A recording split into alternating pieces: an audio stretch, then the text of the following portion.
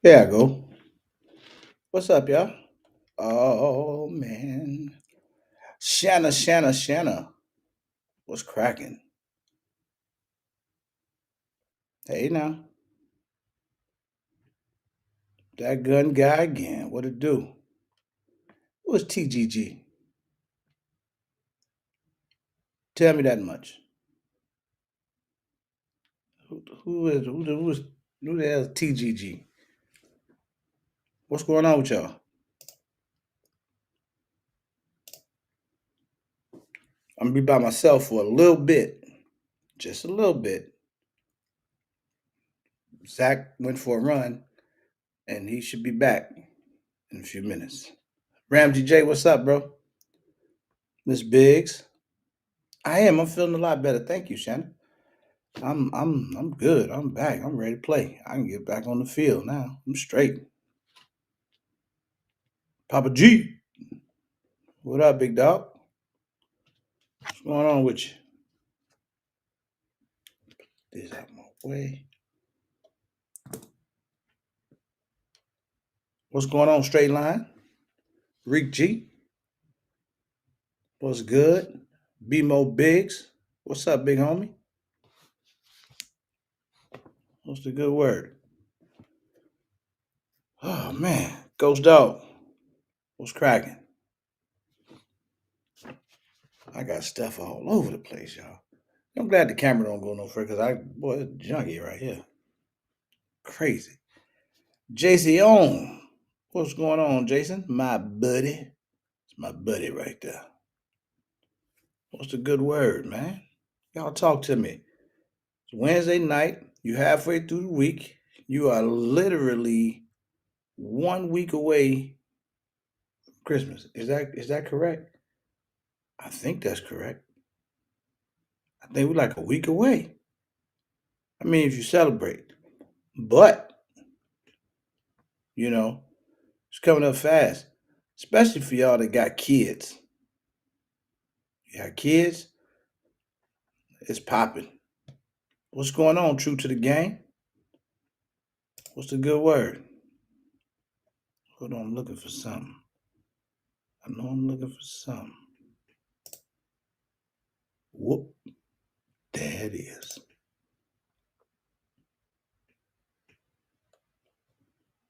That's Dot. What up? Eric, what's happening, brother? Eric loves guns. Eric loves guns.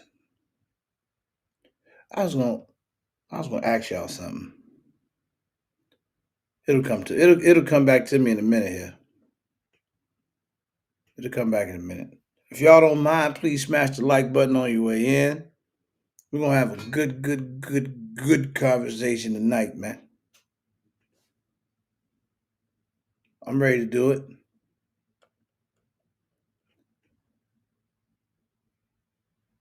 Oh, what the hell? I'm still trying to get used to this app, y'all. I ain't gonna lie.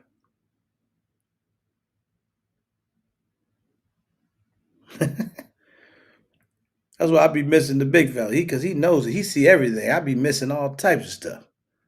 I updated my ex DM Elite. Okay, okay.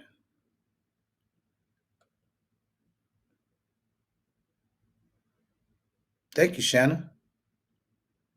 I want to say what's up before I had. Ooh,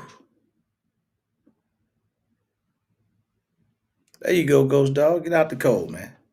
I'm going to the cold. Ain't that some shit? Oh, my wrist fine, man. I'm cool. Never let them see you in pain, man. Yeah, that's how I go now. I be trying to put y'all up on game, man. You gotta know what you're doing. Philly Slizzo,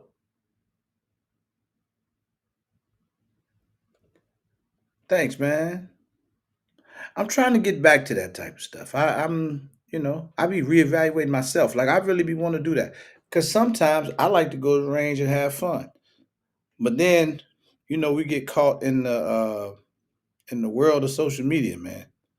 So you're trying to keep up with what's almost with what everybody else doing. It's almost, it almost happens that way. But I do. I like to go to the range. Do y'all do that? Do anybody just go to the range and have fun anymore? Because I know I like to, man. Sometimes I just, man, I want to shoot this. I want to shoot this and this, and then it don't got nothing to do with the video. I just be at the range shooting straight up. Telling y'all right now. Yeah, see, Rick G, that's good, man. That's good. That Ross Martin, nice, man. I think you're gonna like it. It's probably gonna remind you a lot of. It's probably gonna remind you a lot of the CZ joint. I think it will.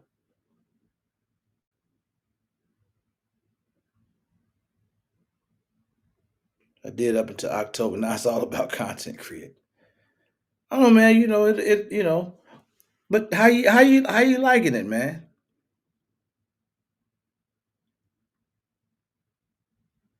What's your YouTube channel again, bro? Don't get mad with me. I just don't be. I be forgetting stuff. I know you. I'm sure you said it before. Told me a million times. But what's the YouTube channel again?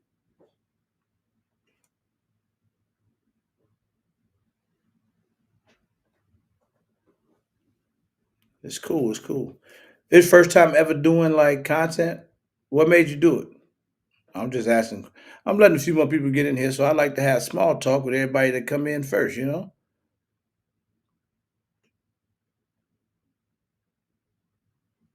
What made you do it?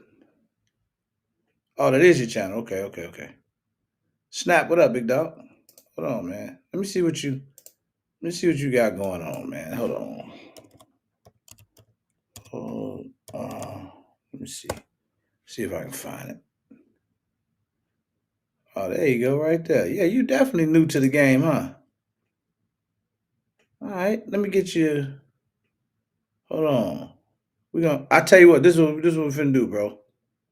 I don't know what your content like, but and I'm not finna watch all of it either. But because I can't, I'm live right now. Obviously, I can't watch it when I'm live.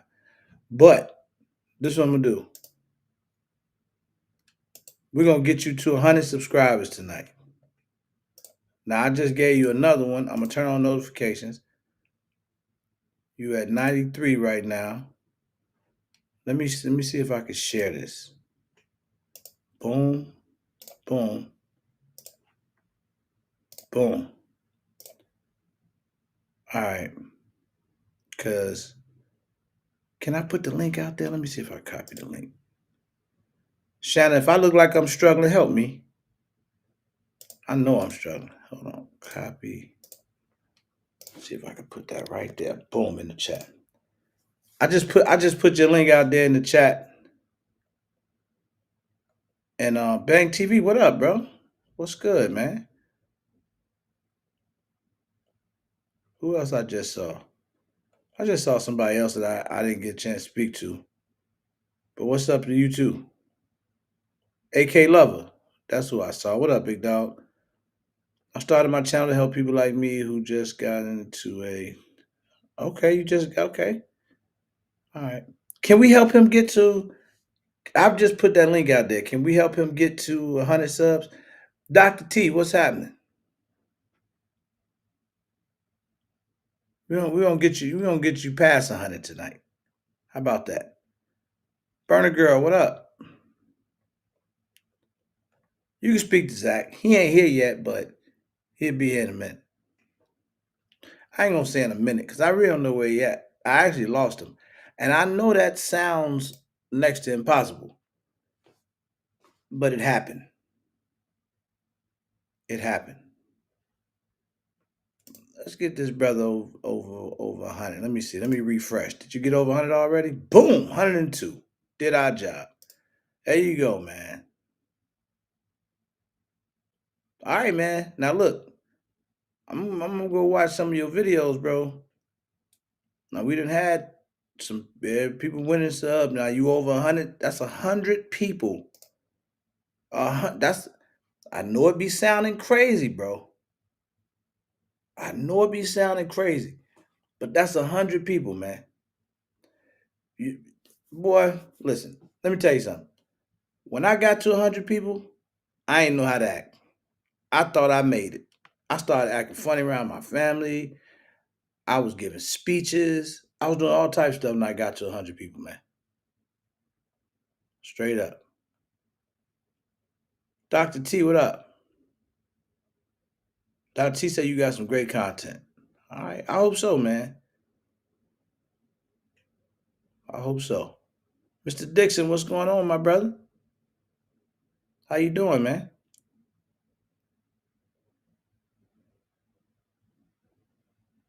Thank you, Burner Girl. She said, I just subbed to the brother's channel.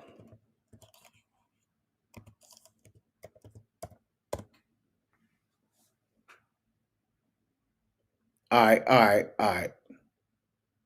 Hold on, y'all. Let me do something. Let me do something. Now, I mean, while we at it, let's do this again. Let's do this again. This is Burner Girl channel. She didn't start making content too. She think people be getting ahead of themselves, man.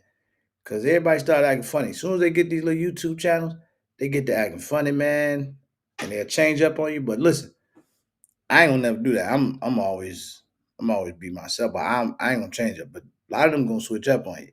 But listen, this Burner Girl channel, y'all. She been making content too. She says, look, she jumping out the window. She gonna do some gun content. Let me see if I can get the link to this one, y'all. Man, I cannot get my. All right, let me do this. I'm gonna put the link out there. Let's get her to 100. She at 82 right now. Let's get Burner Girl to 100.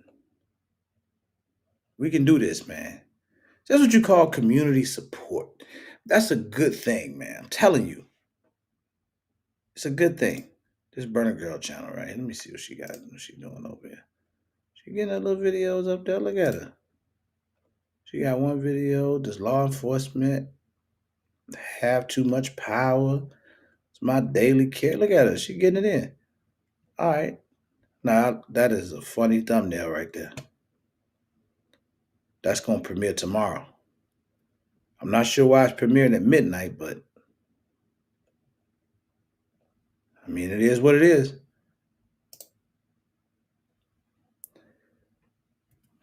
Let's see if we get her to 100. I don't want to do nothing else till we get her to 100 because we got enough people in here to get her to 100.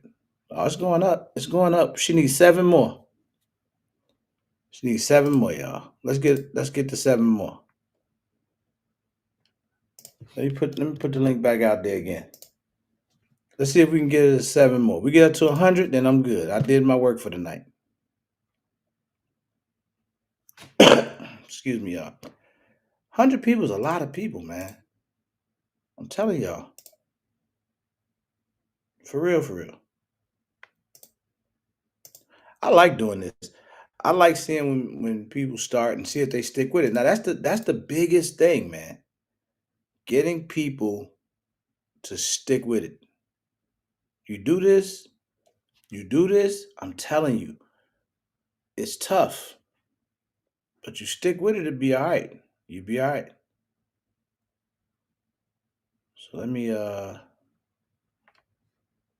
you should be good. Get that off the screen. Oh, I see you down there, man. I see you. I see you. Let me see. Wait, where it go? Let me see. Did we get Burner Girl? Boom! She over 100. That's what I'm talking about, man. That's what I'm talking about, man. All right, that's what's up. Electric Games, what's happening? Second floor gardens, what's up? What's up? That's cool, man. We just helped a couple people get over 100 subs on YouTube. And I'm gonna tell you, if you don't do this, it's not easy. It's not easy to be consistent, especially if you got an everyday life, like a real life that you live. You try and do content, then you gotta sit down and try to edit, and you might not know how to do all that stuff. But it's cool. Because one thing about YouTube, There's a place you can go and learn everything you need to know. It's called YouTube. Ain't that something? You can use YouTube, learn about YouTube on YouTube. YouTube. Just forget everything I just said. Anyway, man, listen. So June 11th, 12th, 13th, Jacksonville, Florida. Boy, it is. We creeping up on the end of the year. So we going into 2026, a regular meetup six. It's gonna be creeping up fast. I'm trying to tell you, get your rooms booked. If you ain't got your tickets yet, I know it's Christmas time. You got to get everything settled with that. But boy, as soon as this holiday is over, I'm trying to tell you. Excuse me, I don't even smoke square. But just get your tickets as soon as you can. I'm trying to tell you. We're gonna pitch a wang dang doodle. That's what I'm trying to tell you. So now this I want to get into because I would give more people time to come in, but I think this is gonna turn into a really good conversation tonight with my guest. So what I want to do is ask a question though before I bring guests on. And Zach will be here soon. Like I said, he was out jogging or something, and he once he gets done, he'll be back. But what I wanted to ask is, are you are you are you really into like tricking out your guns or hooking them up or upgrading them?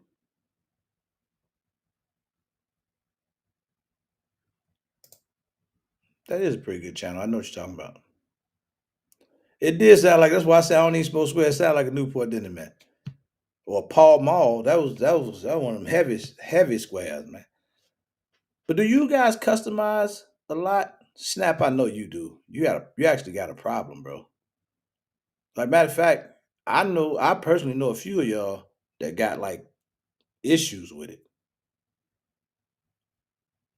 Not yet, trying to build a collection up. Okay. I keep mine simple. All right. Well, I want to have this conversation tonight with a fella that's he been making a lot of noise around the game, and I wanted to bring him on so I could talk about it. You know, and then I would love to get feedback. Um, I would love to get feedback on, you know, who does it, who doesn't, why you do it, if you do. And I know for me, I'm like this. I like to have a couple of those, you know, eye catchers. I do. But it's really just to show it off. It ain't it there's I have no sometimes I don't have a practical reason for doing it. I'm not gonna lie. Especially when you get into changing colors and things like that. Some people do stuff, they'll say for performance or whatever, but I mean, I don't know. I'm not real big on that. Like I'm not, but we'll see. One thing I get done is DLC. Coded, stippled. All right. For all I like guns, not jewelry. Dang, Mr. Dixon. That was terrible. See, and I'm gonna say this. I'm gonna say this. I be feeling like you shouldn't knock it, you know, till you try it. That's funny. My money is normally in the internals. Okay. See, I'm different because I'm really not big on internals a lot. I mean, sometimes like I don't mind changing the trigger sometimes, but if you see me change the trigger, more than likely it's gonna be for cosmetics, to be honest. Like I might want a flat face trigger versus the curved trigger or something like that. I try to upgrade my guns as soon as I get them. Damn. Yeah, I mean, some people like that's what I mean. So I think it's kind of a teacher's own type thing. So listen, I'm gonna bring on my boy from TDS Gunworks, and let me tell you why. Because I got to give you the story behind why I'm even bringing him on here because it's a weird story. So basically, couple of the fellas called me one day. Well, they didn't really call me. They just send me pictures of their gun. This is, I want to say this was lethal or maximum holdage out there. He sends me a photo of one of his guns, and I'm like, man, that's that's dope, bro. Who did that? You know, and I'm looking at it, and it's crazy because when he sent it to me, I don't remember exactly which gun it was at first, but I didn't know what the gun was. And it was a common gun. It was a common gun, but I just didn't know what it was the way it looked then. And he's like, "Oh, this is my Match X, or this is my whatever, whatever." I'm like, "Damn, that's a wait, where you get that done?" And he was like, "Man, this guy, he's." And then when he said Wyoming, that threw me all the way off because I've never met a real person from Wyoming. Like I didn't even know it was real, like real people in Wyoming. I had only seen Wyoming like in school, like on the map in school. Like I never really knew there was a bunch of people that was actually there, you know. So when he said that, that was kind of weird to me, but it was cool. So then I started seeing some of the other work. Like, and then I noticed it was a little crew of guys, not a little, I don't call them a little crew of guys, but a little clique of guys. It was Letho, Snap at You, Eric, BTG, like these guys, right? And they posting their guns on Instagram, and I'm looking like, man, who is doing this? Like, this is crazy. Like, I like this. This is pretty good. So then they put me on to TDS Gunworks. So I was like, man, it's like a new guy on the block who's doing this work out here. Because we have the if you into customization on your firearms, like upgrading them, there's some well-known names out there. So before and I'm gonna jump into this right now, but y'all can leave it in the chat for me. Like who do y'all hear about? What up, Roadblock, or whoever I didn't get a chance to speak to? Who else do y'all hear about that's really good out there? Like I can name some that do work, custom work, that we've kind of become accustomed to. You know, first of all, our guy Tampa Gunworks, but Pedro is more porting. That's kind of his specialty. Like I think he's one of the best out there when it comes to that side of things. But then you got the guys out there. You got your monsoons, who's really good. You got Vulcan, Vulcan Machine Works. You got give me some more. You got Pew Pew CNC. I've seen his work. He does a good job. Um, I'm just trying to think of the names that we know, that we hear. Skips Guns. You hear Skip's name a lot. DSC. Thank you, BTG. There's more. There's quite a few of them out there. But this gentleman came along, um, TDS, and I think just when you start seeing the work, it was different. We're gonna talk to him tonight, but I just want to tell you what I thought was different before I even bring him on. I thought what he was doing was changing the entire cosmetics of the firearm. Like he's doing stuff to the gun that make now it no longer looks like that gun. But the work looks like it's done from the factory. So it's not just upgrading the internals, or it's not just porting it. It's not just you know, not just for performance. It's he does that stuff too, but it was what he was doing. Like when you see the finished product, you kind of like, man, y'all remember when I first posted that Prodigy? Had a lot of people like, what the hell? Um, what up, bro? But you know, it's when you get something back and it just looks totally different. I think that says something. That speaks volumes when that thing looks like a brand new gun. So, and that's what I think he did different. But we're gonna bring him on, talk to him, and I'm gonna pick his brain a little bit, and then let y'all ask questions as well. So let me do that, man. And I'm gonna put the link out there too for anybody that want to come on and ask questions, or just chop it up with us. Let me get him. Let me find this fella. Trent, what up, man? What's going on? Hello, everybody. How you Thank you doing, for man? having me on. Doing good. Doing good. Hey, Can't you know what's complain. crazy? You know what's What's going crazy? on? Like Was right now, you about to talk to me for a little bit, okay. and all those people whose gun you got to stop working right now. So they're gonna be like, this month doing interviews, and he's supposed to be working on my gun. But don't worry about it, bro. You good? You All good? right. Cool. If Cool. they got a problem, send them to me. Yeah. All right. Let me see. Let me put this out there real quick. All right, man. Tell me a little bit about TDS, man. Tell me a little bit about TDS Gunworks. What is it? Who are you? What you do, man? What it talk to me? I just tried to say as much as I could.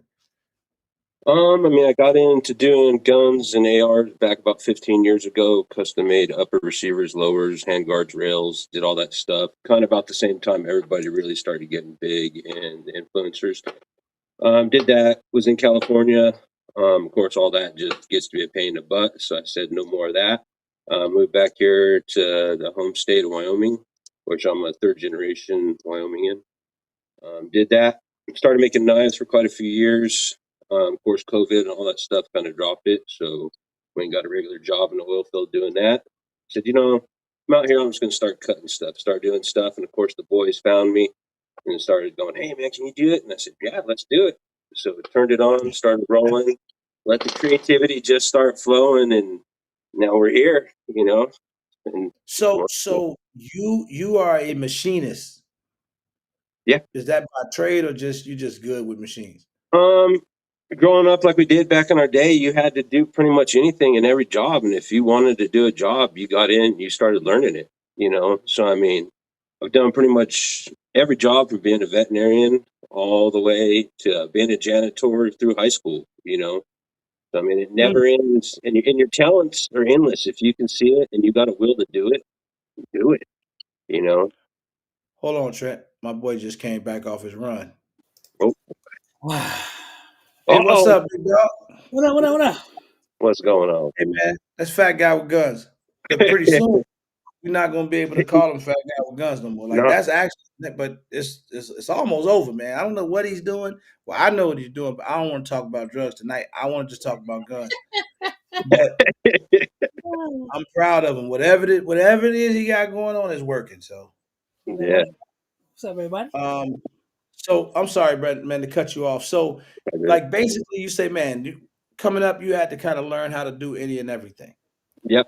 Tell Absolutely. me what separates your process of I do. customizing. So everything I do on a manual mill and lathe. So everything is turned by hand, done by hand. Of course, there's a DRO, which is your digital outread, which tells you your thousands and your readouts and everything on it. But everything else is done by hand. No CAD works, no none of that stuff. Did a lot of CAD work back in the day. Decided, it's a lost art doing it by hand. So let's do it and let's see how far and intricate I can take it.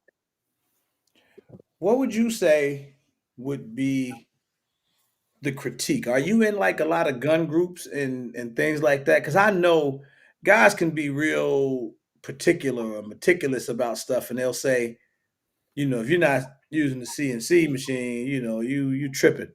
But what do you say to that to people that say, man, why are you not doing it this way? I mean, it's a talent to do it by hand, and do it on that kind of machine. It's not, it's a talent writing code. It to get your product to do it. Especially now when you get into these other bigger machines, your fifth accesses and stuff like that. There's a lot more code. So doing it, what I do, everything is not automated. You have to control your speed. You got to control your feed. You got to control how much you're taking off every pass. Lining up your Mm. passes, lining up your stuff. So that's kind of the biggest thing. So a lot of times when guys like critique it, they just don't really understand what you're doing to a point and how you're doing it. You know, so you let So you just if let I them give do their a thing. guy, if I put two guns in front of a guy that will, hold on. Mhm. God damn, wait a minute, man. It just got real in here, Trent. I just got a new member, man. So when that happens, I have to do this. So just bear with me. Oh yeah. Thank you, man. Appreciate you, brother. STD, my dog. ATL. So my bad. So if I took two firearms that were done by two different services, Mhm. right? One guy's using CNC machines and you're doing it manually. If I look at the finished product, am I going to be able to tell the difference? Am I Mm, going to be able to say what was done where or how? somewhat and some no. I mean, it all depends on how many passes, finished passes are running after they're done on it, and it's hard to say. I mean, depending on how they program, and how good my bits stay and how clean I run it, and if I'm doing, point 0.5 thou pass afterwards, clean up or anything.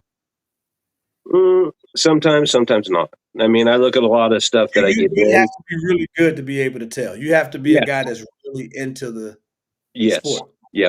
I mean, when you have two corners that meet up, kind of like on the one I'm doing for you, when you have two corners that meet up, of course, on your fourth axis CNCs and stuff, when you bake over to a corner, they're able to rotate the head so they can adjust a little bit more. Where I have to take the part out, reflip it, and reset it up, and then rejig it, and then line them up.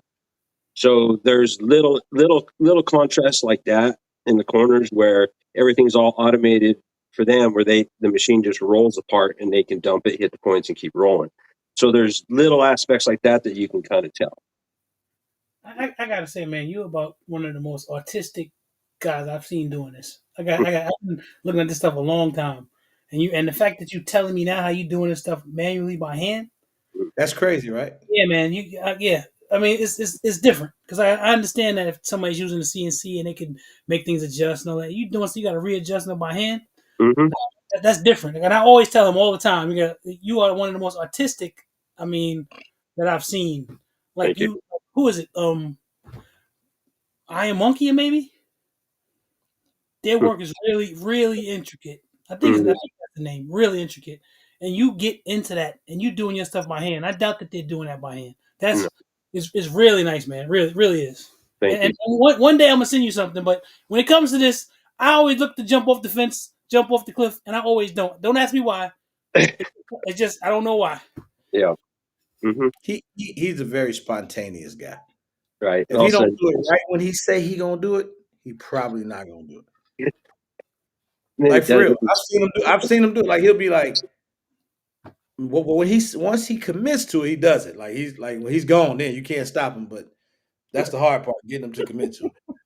But somebody said, "What is your opinion on SDI? Does it have a value for someone wanting to get into gunsmithing, or would you suggest?" There's a brother that's a part of this community, our homie, Yes, who went through the SDI program, and he likes it. Mhm. He I gotta say it worked because he does good work. Yeah, he says it worked out for him. He's still using it. He's still working in the business, so I imagine it can work. I've also heard the opposite, like it's just a waste of money. Like I could have just went to YouTube University Mhm. and learned a lot of stuff and just kept working on my craft. So I don't know. I think it's kind of a if you got the time and You got and and and the ability to make the investment and you want to go learn about it, why mhm. not? Yeah.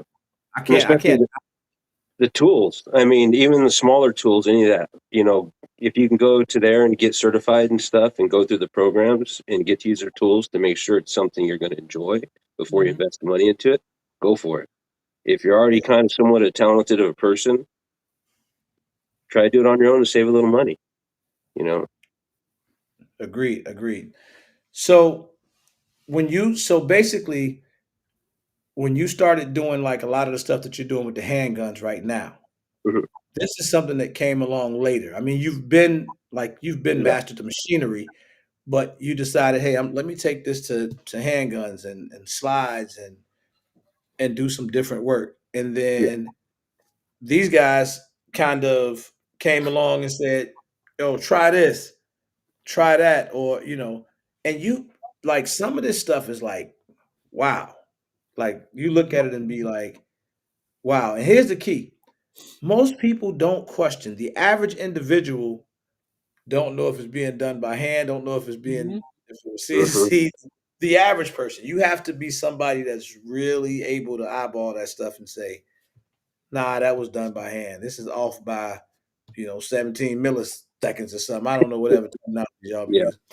But like, it would take somebody that's really super experienced to be able to see whatever. Like when I look at the firearm you did for me, but I don't see any flaws at all. Like to me, it looked dope. I be wanting to just show it Mhm. to people, and Mhm. everybody that looks at it is like, "Oh no, that's pretty nice. Like that's really good." Yeah. The one that we use in the thumbnail, I want to say that's Letho's gun. Mhm. Yep. That's a Mac Match and X. Bone. Yeah, Yes. I like that. Yep. So that's one of the things that really caught my attention, which is What up, Dave? the ability to take what can be a basic, I don't even want to say, yeah, pretty much a basic, straightforward firearm, 2011 striker fire, whatever, and just turn it into something that looks Movie machine. like it came from the factory that way. Like almost, I took it and I gave you what would it be like the super version of it? What, Roblox? Yeah, Right. the Mac 9 DS, bro. You gotta see some of the Mac 9s he's done. Mm-hmm. Like being able to take those budget 2011s and turning them into something that looks like the high end 2011s is crazy. Now I'm about to get you in trouble. What up, Tap? That is the downside of coming on this live stream. There's always a downside. So that it'll be up, up, up, up, up, up. Then there's a down. So I have to get you with this. So, and this is just controversial. This is conversations that I have with all the guys all the time. But you are in a unique position where recently you have the privilege of being able to see firearms ranging anywhere from 500-600 bucks up to 5,000-6,000 bucks, Yep. right? So, Mhm. and you are a machine guy, Mhm. taking these guns completely apart. You're able to see the machining from top to bottom, Mhm. right? Yes. Yep. So, with that being said, I know what you're gonna ask you. with that being said, what would you say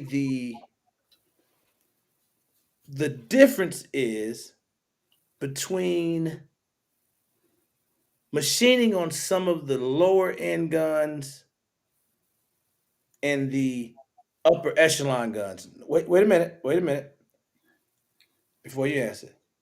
Is it on each one that you've compared and seen? Are you seeing?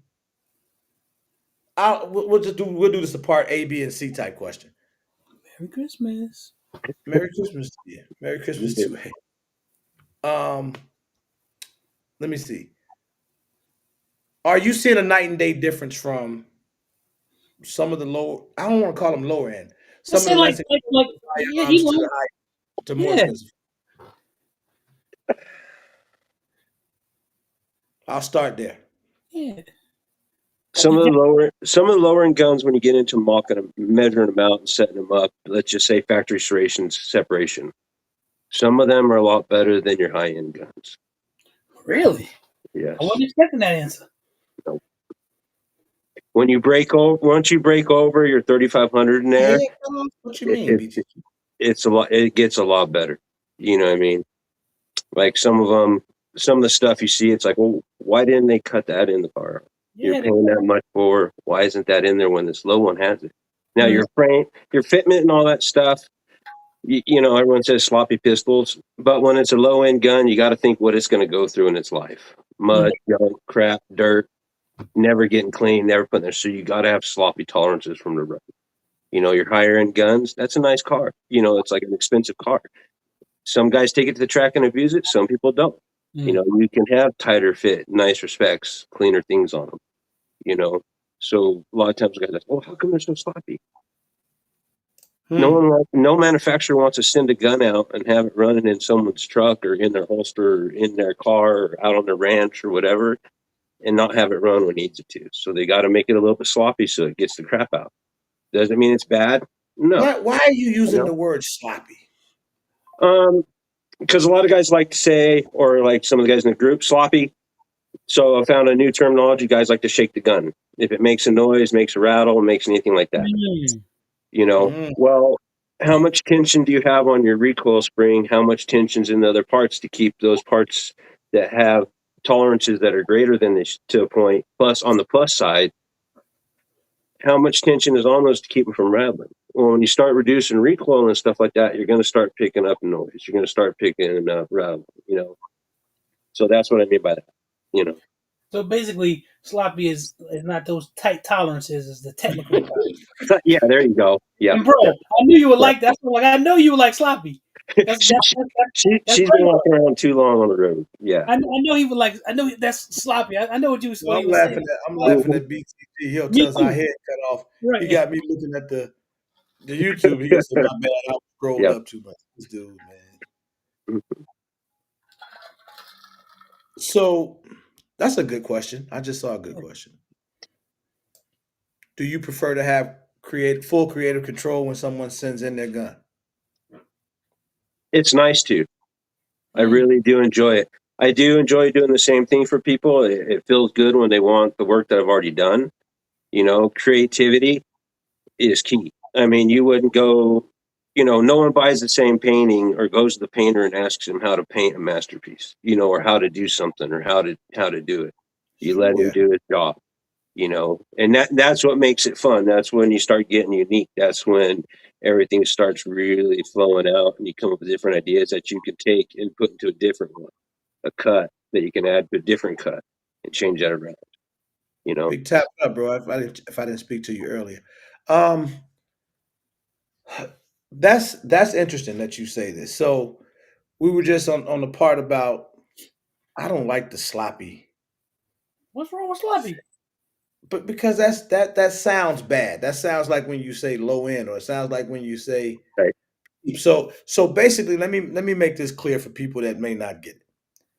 Sometimes you're gonna have looser tolerances, but Mm-hmm. it's true that slightly looser tolerances equal better reliability because it gives it more wiggle room. It gives it more More with it. space. You can run Yep. more ammo. You can kind of abuse it a little bit more because Mm-hmm. it gives a little bit, right? It A has, little bit more. Yep. Mm-hmm. but when you get into those really super tight tolerances, those fitments on the super high end hand fitted guns, that's done that way for a reason. Like Mm-hmm. that's for it's for a specific reason they do that. Yeah. And most times, and the interesting part is, most times people don't shoot those guns as much as we'll shoot our Mm. Mac 9 DSs, Yeah. right? Those guns are going to be ran for either purposeful reasons or they're going to be collector items. Mm-hmm. Like either you're some big time competition shooter or precision shooter, or Fair. you're doing or it's for collection. You know what I'm saying? It's to show off. It's a Mm-hmm. like a beautiful piece. Fam, That's a fam, what up, brother? that's a good Armel, my dog, what's that's a happening? good question, But bro. 2A. That's a good question. This one here? Yep. When do those full Because customizations? I'm guessing that in your machining there's some sort of voodoo that you do to make sure that don't run into those type of balance issues and No, stuff that like is a good question because somebody asked that. me that today. As a matter of fact, somebody put it in a comment, and it was specifically about the prodigy that I had done. Matter of fact, it wasn't in a comment; it was a DM. Somebody DM'd me on Instagram and said, "You had your prodigy done with TDS Gunworks. Does it run reliably, or did it affect reliability or performance?" And I told him, I'm like, so far so good. I mean, that was kind of my answer to that DM, and that's true. Like I didn't experience anything weird when I got it back. And I shot it a few times. I still want to really get out and go crazy with it, but it's so hard for me at the range I go to because they restrict you quite a bit. But if I could, I would. But I didn't. I know you made some adjustments to the trigger, and it made sense after I shot it the second time because you didn't tell me at first, and I was like, "Damn, this trigger feels a lot lighter than it was before." I thought it was just me. I thought either I was getting stronger Yeah. or something like that. But Man, I'm getting good at that reset. Right. yeah, yeah. But no, but I mean, it ran fine to me. So I'm always the guys. They give me crap, man. 2 8 he beat me up all the time. Eric, all those guys, they really like jump on me, man, because I have this thing where I be feeling like, so this is my opinion. I be feeling like when we start comparing a lot of that stuff, I think it's kind of unfair to compare it on an overall basis, right? Because Mhm. I don't believe that because it's higher end or higher price that it's better. Mm. That's just my honest belief. I don't think it's always better. I think it's a different purpose. Mhm. I think it serves a different purpose. It's a niche. It's something. There's another world for that. It's like it doesn't necessarily mean that it's better because when I tell you that I've shot some guns that's lower end and I've seen those things, do what they're supposed to do. So I started asking this question. It's a trick question, but people don't know it's a trick question when I ask it. Now they gonna know. Don't nobody curse at me and don't nobody get mad because I've probably asked you this question before. So I like to ask people, do you look for performance? What's more important, performance or results? Mm.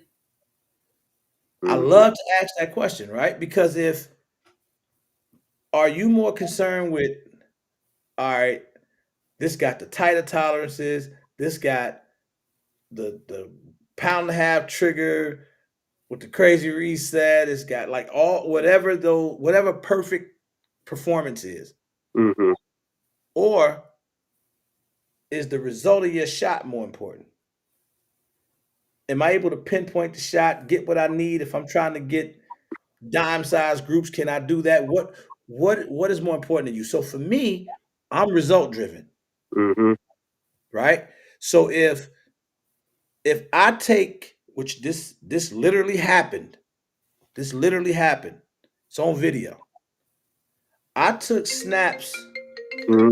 snaps match X that was done up Mhm. next to It's staccato. this staccato that cost almost 3 times the price. Mhm. And the result on the match X was just astonishing. And this was at like 10 yards. And I'm talking about the group was so tight you couldn't, it was unbelievable. And before I shot the gun, he tells me, man, I had a lot of work done to my match X, but it's not It quite as isn't accurate. accurate. You said it like that? That's Yeah. exactly how. And then Exactly. and then I looked at him. This is before I shoot the gun. I look at him and I'm like, I do this all the time, so they used to it. I'm like, bro, why do you say that? Mhm. Like like we have to shoot the guns. The guns don't shoot themselves, right? Like we gotta shoot them. What do you mean it's not as that? Oh, hold on, bro. I'll be back. Hold Yeah. on. Appreciate it, man. Thank you. So anyway, long story short, shoot the gun, group tight as hell. He shoots staccato. He got a really nice group with his staccato too. He shoots both of his guns really good. But I think it woke him up Mm. because whether that staccato had tighter tolerances, whether you felt that that trigger was a little bit better, whether you thought whatever it was you thought, I never shot that gun in my life. That was my first time ever touching it Mhm. to be able to pinpoint a group like that at 10 yards. And I'm a novice shooter, right? So it's those type of things that tell me, you know what I'm saying? Like Those are the type of things that tells me that the window or the ceiling is not that far from the floor. Mm-hmm. No. That makes sense. Yeah, in pistols and stuff, it's not that big of a gap like it is in your high end precision rifles. You know, Yeah. Okay. Okay, that that's fair. that that starts to come in a lot more. In there. Okay. Yeah, yeah.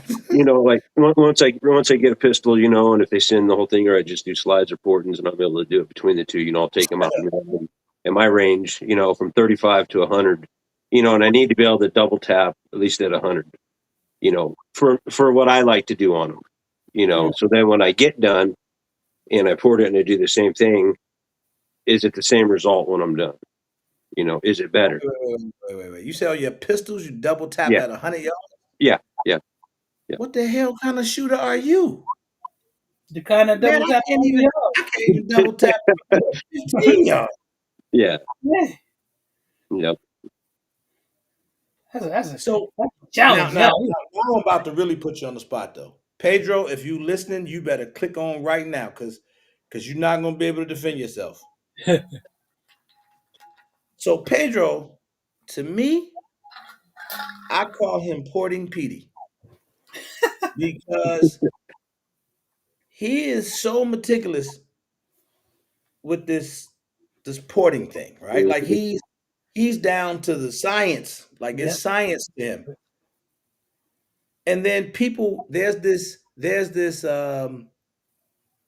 thing that goes on the internet where people say, then you got guys out there that's just poking holes in the gun. Mm-hmm. Mhm. And Major Havoc came on and said he said some funny stuff. Oh yeah. It was a quote. What was it? Bobble and wobble. Yeah, wobble and wobble. Yep. He was Major Havoc. He know his stuff, and he's explaining to me because I'm like, because I ain't gonna lie, I thought shit, just put some holes in the barrel. I burn a few holes in this barrel. I port my own gun. But there's obviously some science to it. There's got to be some science in how far apart the holes are, where they're Mm-hmm. actually placed. All the other cool stuff. Mhm. So, what's your take on that? Do you feel there's a science to it, or no? Oh yeah. Absolutely. Because everything you do, and that's kind of like bringing in from all the years in automotive and during doing other jobs in life. Everything works, and you're controlling pops. Let's say so for just example, you have a balloon when it pops, you got an explosion. So even though it's popped, as it's traveling down, that gas is still expanding and pulsating as it comes through. So putting ports too soon, especially if you run a comp, hinders the comp. You know, having too close, you lose. You can lose your feet per second. You can start diving off a lot more. You know, so having more closer to the end, separation between it, and it comes down. Your diameter, your length of your bullet. That's in contact with your rifling. Down the barrel. How much is that between each port? Is it just going as it's going through, or do you have back pressure pops as it's getting to the next port and the next port and the next port? Mm. You know, same thing with crowning on the end of the barrels on pistols. It, some pump guys say it's real effective. I can't say that it's really effective like it is on a rifle. At that small of a deal. Now, if you're adding comps and you're overcrowning, then most all your gas is diving out down to the ground, which I got night videos of it shooting it and showing it between like a 15-degree crown, 20-degree crown, and a 50-degree crown, on there. So there is a lot that goes into that, watching stuff, watching what you shoot, filming what you're shooting, looking at what you're shooting, and how it reacts and what it does, you know. And the same thing, like talking with Major Havoc and stuff like that, and all the different charts and stuff that he uses. Well, you still got to get into like your infrareds, your heat signatures. What's it doing at the ports? Is the port further back doing it? Is it robbing heat out the front? Your flame pattern, all that starts to really start to play a point in it. But then you're limited on your gun, on your length of your gun, and not only what you want to do, but also what the customer has a preference for. Between V6, inline ports, you know, it can all vary depending on what flavor you're trying to give the customer to. I didn't understand any of that. But check this out. Check this out. How do you know, looking at a firearm, and I think you kind of answered it. If I gave you a I don't know, a Bursa Hmm.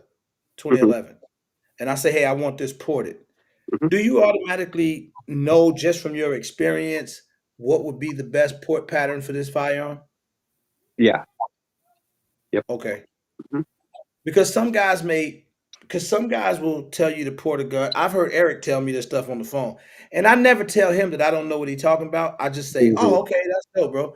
But I really don't be knowing what he's saying. But it's like they'll say something like, "Hey, man, I want to do a V6 or whatever." I don't even know what that is. But sometimes guys like certain port looks for the cosmetics, Hmm. Yeah. Yeah. right? And So I you want to put it on the side so it all looks clean. hmm But does that necessarily give it top performance or no? Well, your inline ports, you're going to sit the flattest when you shoot them. Your V6 ports or your V8 ports or your V10 ports, they're going to feel the flattest. They are going to stay flat, but your impulse through your arms and through your hands and stuff on your inlines are going to feel a little snappy, but she'll sit a little flatter. Because most all your force is pushing down on it from the top. When you get to your V's, everything's off to your side, and so if you have a chunk port with it, then you really optimize them to work better. But they'll feel You just really fun. confused me. You just confused me. So Yeah, on you your got You said the inline ports are few. inline ports will shoot a lot flatter, because all your gas is diverting up with your gun as it's wanting to rise or dip. So your pressure's all mainly down toward the top. But you're going to feel it a little bit more in your hands because you still have the pushback on it. When your V6 ports or your V8, we'll just say V6, V8, V10 ports, they're going to feel a lot softer in the hand when you shoot it and in your arms and stuff. but it's gonna look And like it's rising more. it'll look like it's rising a little bit more, but it's not really that much noticeable. But it is noticeable, you know. And that's where it comes into like filming between the two and watching your arms, you know, let's just call it the jiggle on your arms, between the two different styles of porting. Gotta watch the jiggle. Mm-hmm. That's funny because We got it's wobble and wobble and jiggle. when I Yep. listen to Jiggle. them, it almost like when I think about it, my preference probably would be the feel. Tick Weezy, what up? Yeah, Mm-hmm. it would fit. The feel of it would be my preference. Yep. You Now want to see, feel I'm comfortable. because it's something about when I watch guns shoot and they just sitting, Mm-hmm. they just doing this. You don't see any of this. You just Mm-hmm. see the slide reciprocate. There's no rise anywhere. That is something about that, especially when you shooting those like 2011s or whatever.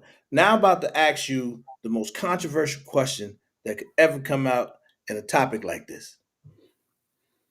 Say for instance, I go, is this marketing or is this science?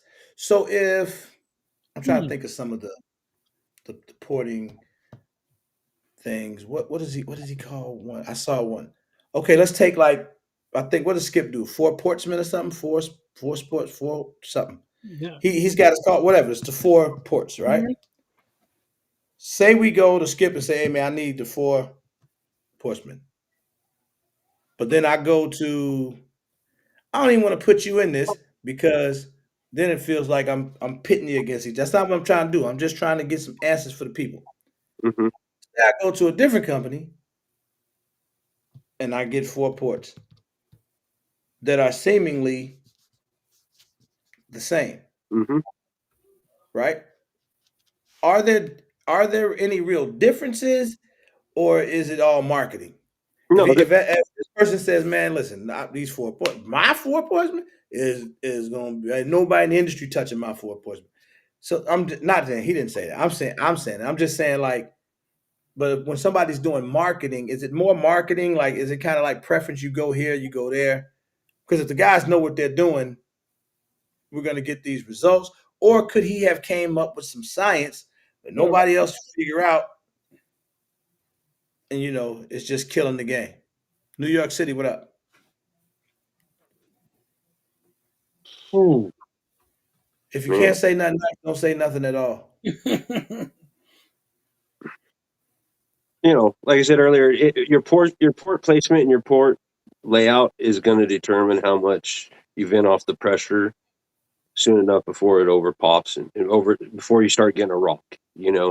So that's your biggest factor in between it. Between your numbers. What are they? How much you losing? How much velocity are you losing out of it?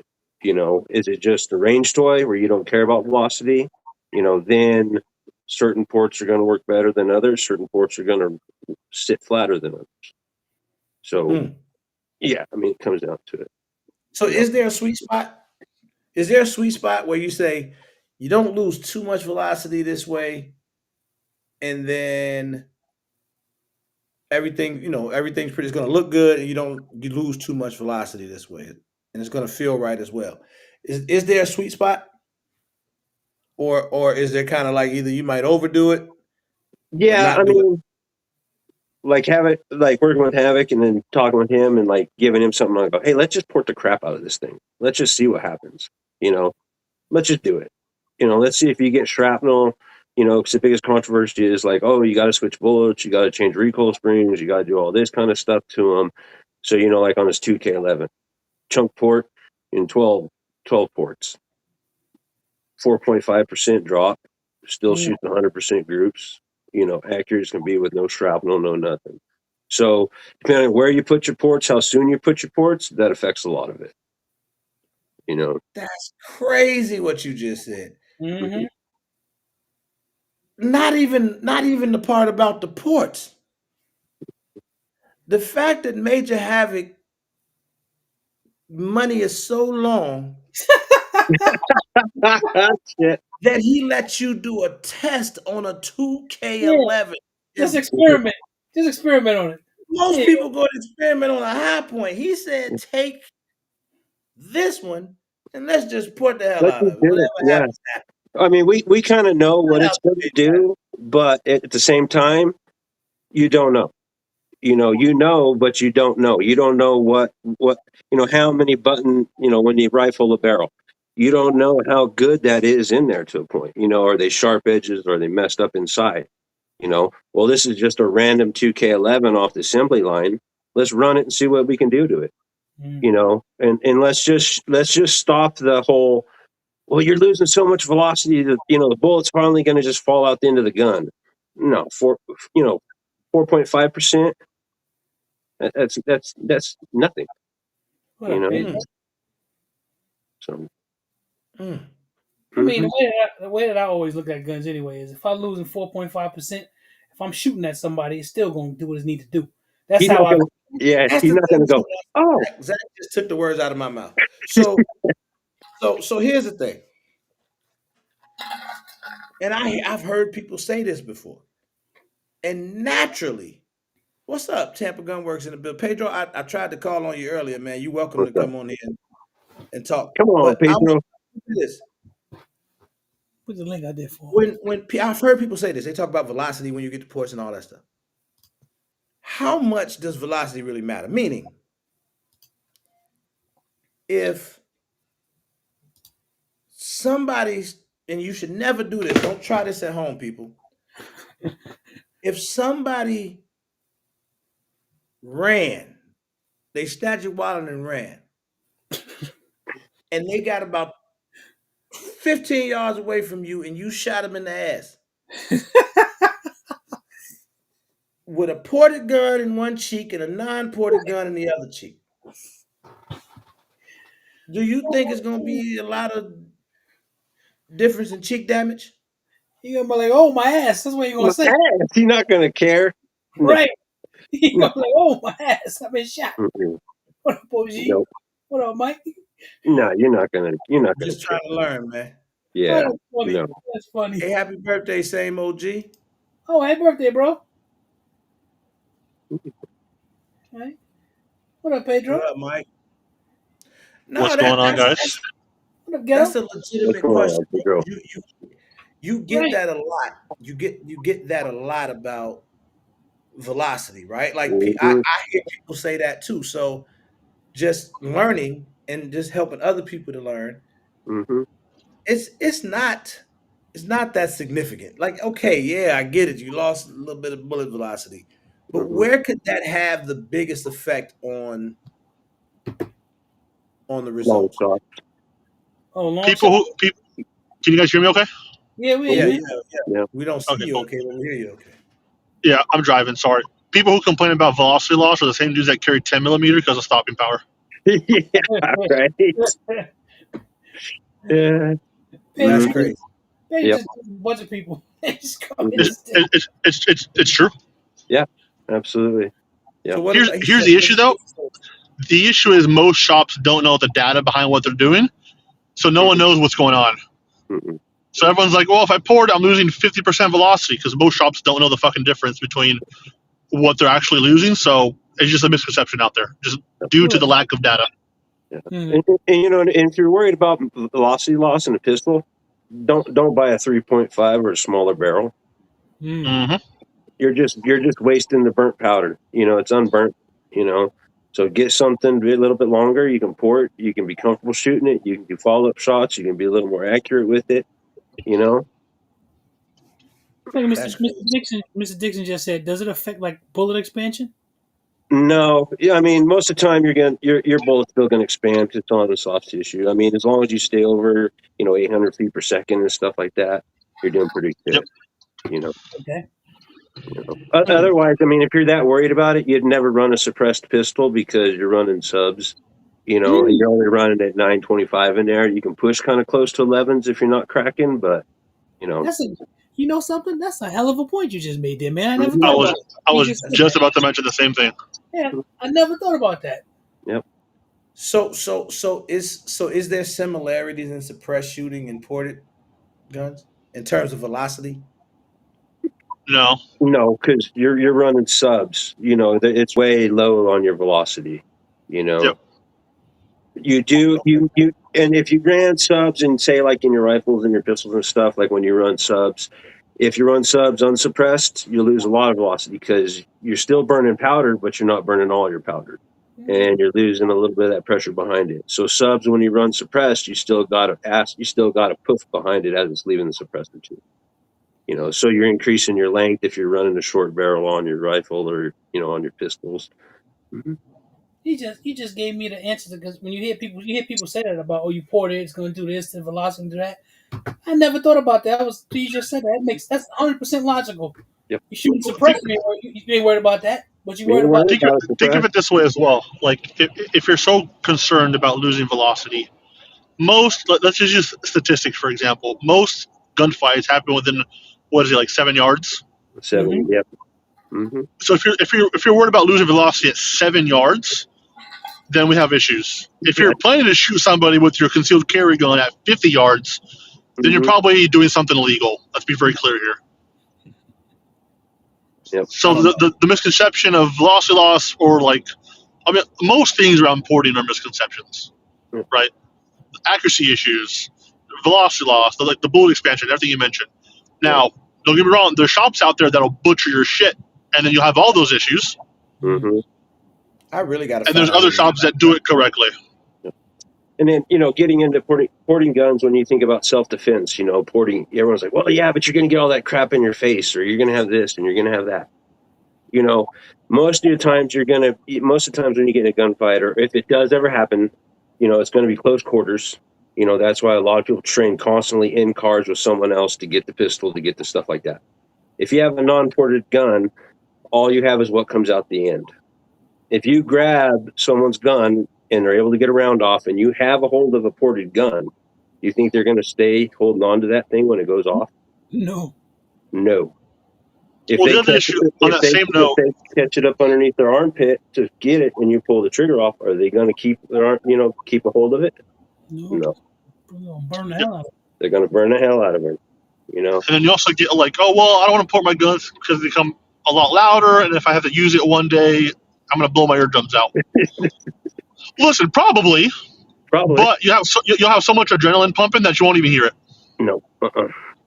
No. Let me ask you this because I saw this guy do this test I meant to ask you about it before, Pedro. I'm glad you here, Trent. He did this test where he was showing it was a ported gun, and I forget which one it was. And he did like some test where he, like, it was a bunch of spray off of the ports Hmm. and from the bullet. Hmm. What is was that just a bad pointing job, or was it the bullet? What was? On that YouTube one, he was talking about guys are saying, "Oh, you're getting shrapnel, you're getting Yeah. this, you're getting that," you know. So he showed everyone like you're not, you know, if you're running the right ammo to a point, you don't overport, you don't put too big of ports and stuff, you're not, you know, you might Also, not shooting get jacketed tired. ammo makes a big difference. Hmm. Yeah. Okay. Like blazers, a no Hmm. because So you'll It get a says lot of fragmentation, a lot of like it says it on the debris and box. stuff. It yeah. says it It on says the on the box. box. Yeah, yeah. But like dudes still shoot it, which I think is ludicrous, but teach their own. But like certain animals, like Trent was saying, you just can't run or shouldn't run, I should say. Should Okay. yeah. Yeah, it says it on the blazer box, and I never Mhm. knew Yeah, that until one of the guys told me. I'm like, damn, I never paid attention to that. You're Hmm. not supposed to shoot blazer through ported guns. So if yep. y'all did not know that, that is a public service announcement. Do not shoot Mhm. blazer ammo through your ported guns. I'm sure I've done it before and probably wondered why shit was shooting out at me. Yeah, That's another story. yeah. There's a good question at the bottom for Trent and Pedro. Have y'all ever messed up your work and had to replace the gun? All the time. He said all the time. Damn, Pedro, you messed up your work like that. I mean, listen, I'm not perfect. No. I think we get it right 99% of the times. Hmm. But I'd be lying if I said that I hadn't fucked up someone's barrel or a slide or nicked something on the way out on the CNC. It's just everyone makes Mhm. mistakes. I'm not afraid to admit it. No, I It's mean it's that's part of fair. I like business. that. You're gonna make a mistake. It's literally inevitable. Yeah. So I So don't do it so 10 let me times a ask you month, this. but it happens often. Mhm. So I thought You about know, this. I thought about this. If I'm back on this again. And it doesn't matter whether it's, CZs, 2011s, whatever, right? When you start talking about some of the most expensive stuff, and I thought we talked about this when Pedro was on here one time before. And it was interesting because I was like, what if you get somebody's firearm that is a 5, 6 thousand and up gun, right? And they want you to do some work to it. They want you to port it or do whatever. Now, Hmm. me, if I'm you or you, I'm probably not touching that Like, yeah, I for can't do that reason, right? Because first that. of all, what the hell kind of work do this gun need at $5,000 to $7,000? What are you? Why are you sending me this? What could possibly be wrong with it? A lot. That's question number one. He That's said a funny lot. you say that. We'll get back to that. But at the same time, if you do the work on that particular firearm, and then anything within it that's not what that customer wanted, that is a disaster. Hmm. Like you really got to be insured, or you got to have some I bread put mean, away in case something goes well, wrong there's with it. Nope. there's a Well, couple factors that go into it, right? So one, confidence in what you're doing. I tell everyone, like we deal with a lot of other shops nowadays, and I tell everyone like the difference between a good shop and a bad shop is the consistency of quality, right? Like I said, we're not perfect, but out of 100 guns, we'll get 99 correct. Sometimes we'll get 100 correct if it's a good batch. You know what I mean? And then two, confidence in what you're doing. So you do it enough to where you're like, oh, this is just another Glock. It's a Vanta, but it's a Glock. Like it's same fucking thing. hmm. And the Okay. third thing is you price accordingly so that when you do make mistakes, you have a little bit of a honey pot saved up to Yeah, replace that items. It's just a way of doing business. Every yeah, business but works that's that a way, lot of honey or popping. should work that way. Talking about $5,000, $7,000. That's a lot of honey, Pedro.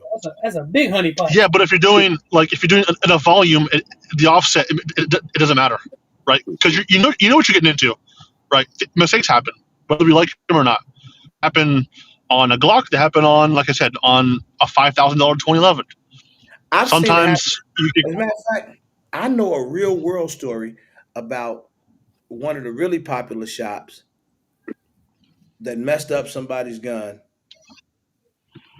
We never said it publicly. I would never do it because they're my peers. Like they in the space like I am, so I don't want to be crapping on them. But I know they messed up. And I guess it might have just been an honest mistake. But they messed up the fella's gun, but he sent it back to him. They fixed it right away, sent it back to him. Mhm. So that's what you're Yeah. supposed to do. To me, that speaks volumes. Yeah. You know. Agreed. But Yeah, outside of there's that, certain guns that Mr. P, how you doing, brother? are a If little you bit got a different. question, you welcome to, We've made mistakes where the question. What up, Pete? Showtime, what up? What up, Showtime? I think a lot. I mean, I can't speak for Trent because he does a lot more custom work than I do, but most of what we do is fixable, unless it comes to a barrel. The barrel obviously is a little bit more tricky, but like you can adjust and resize a window for ports, right? Or like correct an angle if the pitch is off. So like that stuff is easy. What Trenton does, it's you get one fucking pass at that Ain't thing. no going If I had to back. imagine, You No, fuck up, you got to get a yeah. whole nother gun. You got to get a whole nother gun to try to mess up. Don't F that's what I'm it saying. Like what he does, it's like I don't want no part of that. yeah. I mean, and like on my end of it, a lot of times it's, communication with someone, asking them exactly what they want. They'll tell you, like I talked to you about the one customer. Oh, let's make it, let's fit this, let's fit that. But you're cutting me a custom slide. Okay, got it. Let's do it. Well, I can't switch this optic plate onto my other pistol. Well, it wasn't built for that pistol, Mm. So to just eliminate it, it's just, okay, I'll buy the parts off you. Here's your money for your labor. It's done. It's over. Specify. Make sure you specify if you have an exact desire in your heart, or just free for all. And sometimes that kind of really gets me. It's like, why are we switching optics and plates all around on these guns? I get it, but it's like, why are we doing that to a point? So You know. you made a comment earlier that I will definitely not let slide. Where you said basically we started talking about those super expensive guns. Mhm. When you've gotten into some of those, and we won't say the name because we don't want to bash any companies, but let's just talk about something really high end, 2011s, whatever. And you've taken these guns apart to do work on them. Mhm. Tell me some of the things that you looked at and said, "Damn, they charging 7,000 for this, and they didn't even have XYZ." What can you tell me? You don't have to say the Was it the gun. Vanta? Come on, I just say you don't have to say the gun, man. I say you don't have to say the gun. Like that's all he don't. I mean, have to do is to be say the gun, fair, bro. it I don't is want to common be fair. knowledge. I Just to want to be very, say all right, what's common knowledge, bro. that the Vantas are all outsourced and hand fitted. Yeah, and that's what gets hard is a lot of this stuff. It's multiple different places putting together, doing stuff, and then one place assembling. So Correct. you look at a lot of it and you go, oh man, and you're like, okay, well that's cool, but did they have control of the product? Not really, because you can go like when the pistol line gets running and say it starts to be a point where it's like, man, I'm doing 6,000 a year, 10,000 a year. Do I want to go spend 9 million on machines, or do I just want to say once I get it all blueprinted out and CAD'd out, do I want to send it over to the best machine shop I can find that's going to constantly reproduce the same thing over and over and over again? And is that machine shop going to take, hey, you're half a thou off on this one? Well, yeah, but it's only half a thou, but that's not within my specs. Is that shop going to be okay with eating that they cut Correct. 200 slides that way and frames that way? Are they going to be okay with saying, all right, we'll eat it? And then am I going to be a nice guy and come up to him and go, hey, you know what? I understand mistakes happen. Let's just equal that on both sides. I'm going to drop it down and I'm going to sell a $1,500 pistol out of those parts. So you're not losing money. I'm not losing money, but give me a cut on the machine time. And to be fair, just to be very clear here, it's not a bad thing that they outsource all their parts and hand fit, No. because a lot of 2011 companies do it. Mhm. A lot more than you'd imagine, probably. Mhm. So it's not a bad thing. No. The issue that comes along with it is like you think you're paying for this fully custom built product, like this homemade apple pie, when they're buying it at Publix and repackaging it. That's where the issue is, I think, Mhm. with a lot of I don't people, like right? the way That, you say like stuff sometimes. I really don't. I don't like the way you say it. what? You telling me But you never brought a Publix apple pie to like Christmas or like Thanksgiving for somewhere else? no, I don't do that. I just learned about Publix a year ago. So, Well, so it's this an is the thing. example because we're in Florida, but come on.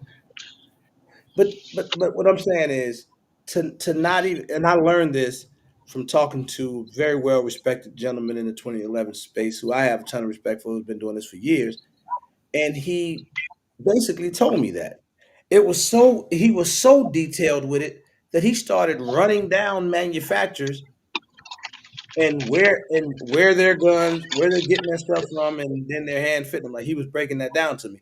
Mm-hmm. I was shocked Hmm. because I'm like, wait a minute, but these guns, 6,000, 7, eight Mm-hmm. thousand, Yep. and you telling me they not?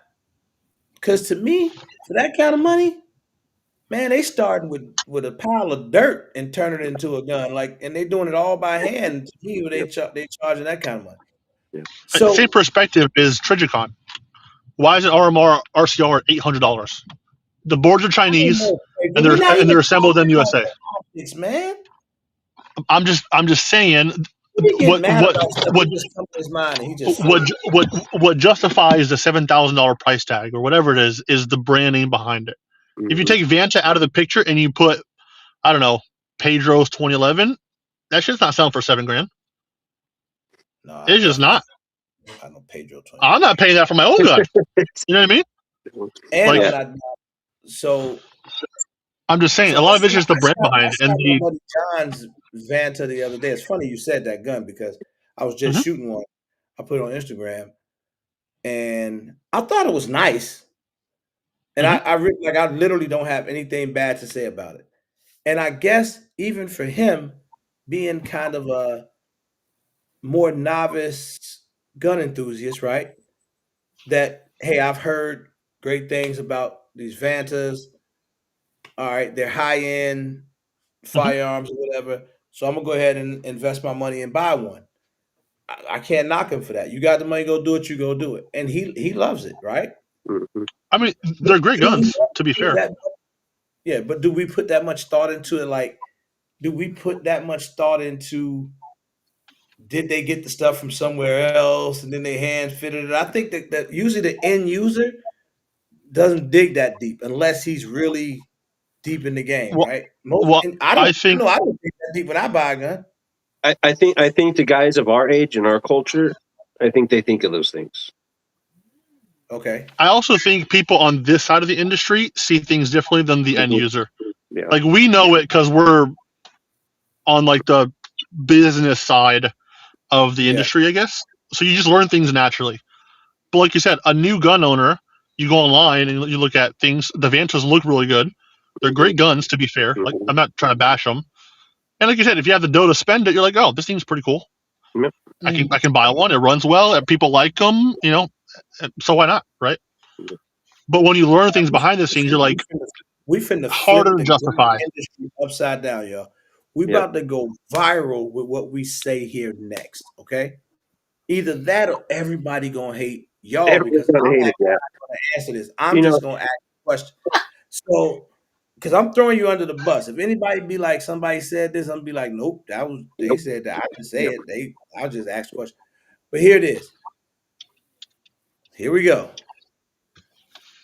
Can you, if you were talking to the average customer and they said, Mr. Trent, I want to get into the 2011 market, and but I want something really, really nice. And I've been looking at a XYZ, and the XYZ is priced at about $8,500, whatever XYZ is, and whatever falls in that $8,500 range. But I was told by somebody that I could buy a ABC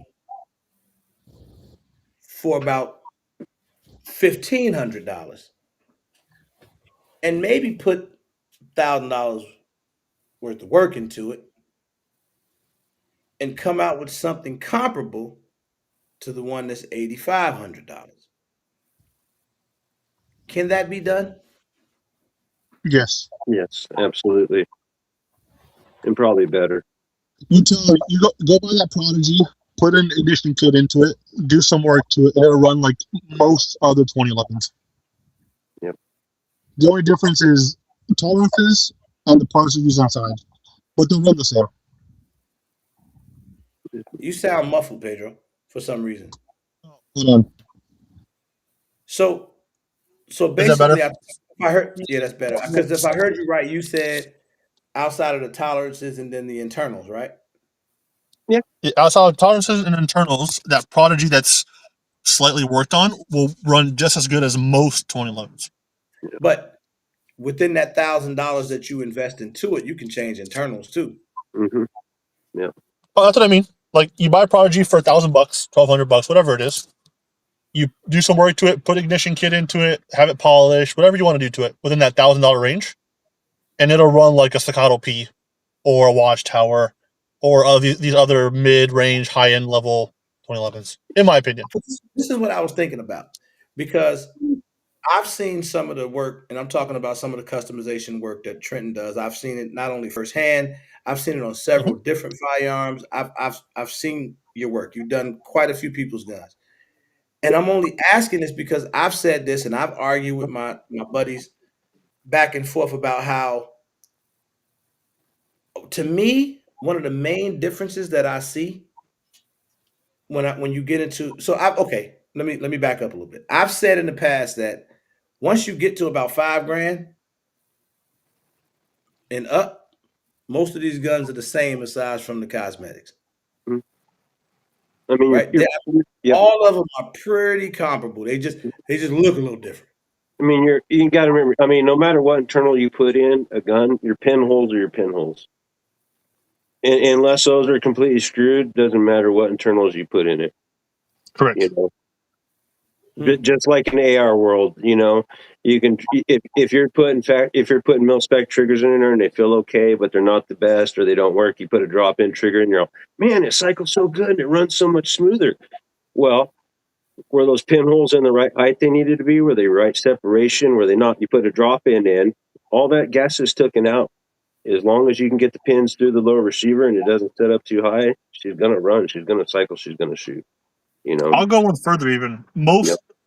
The biggest hype around 2011s is like, man, the tolerances on this Staccato are like perfect. Most dudes don't want that tight of tolerances because the tighter the tolerances, generally speaking, the less reliable they can be because there's less play in the gun.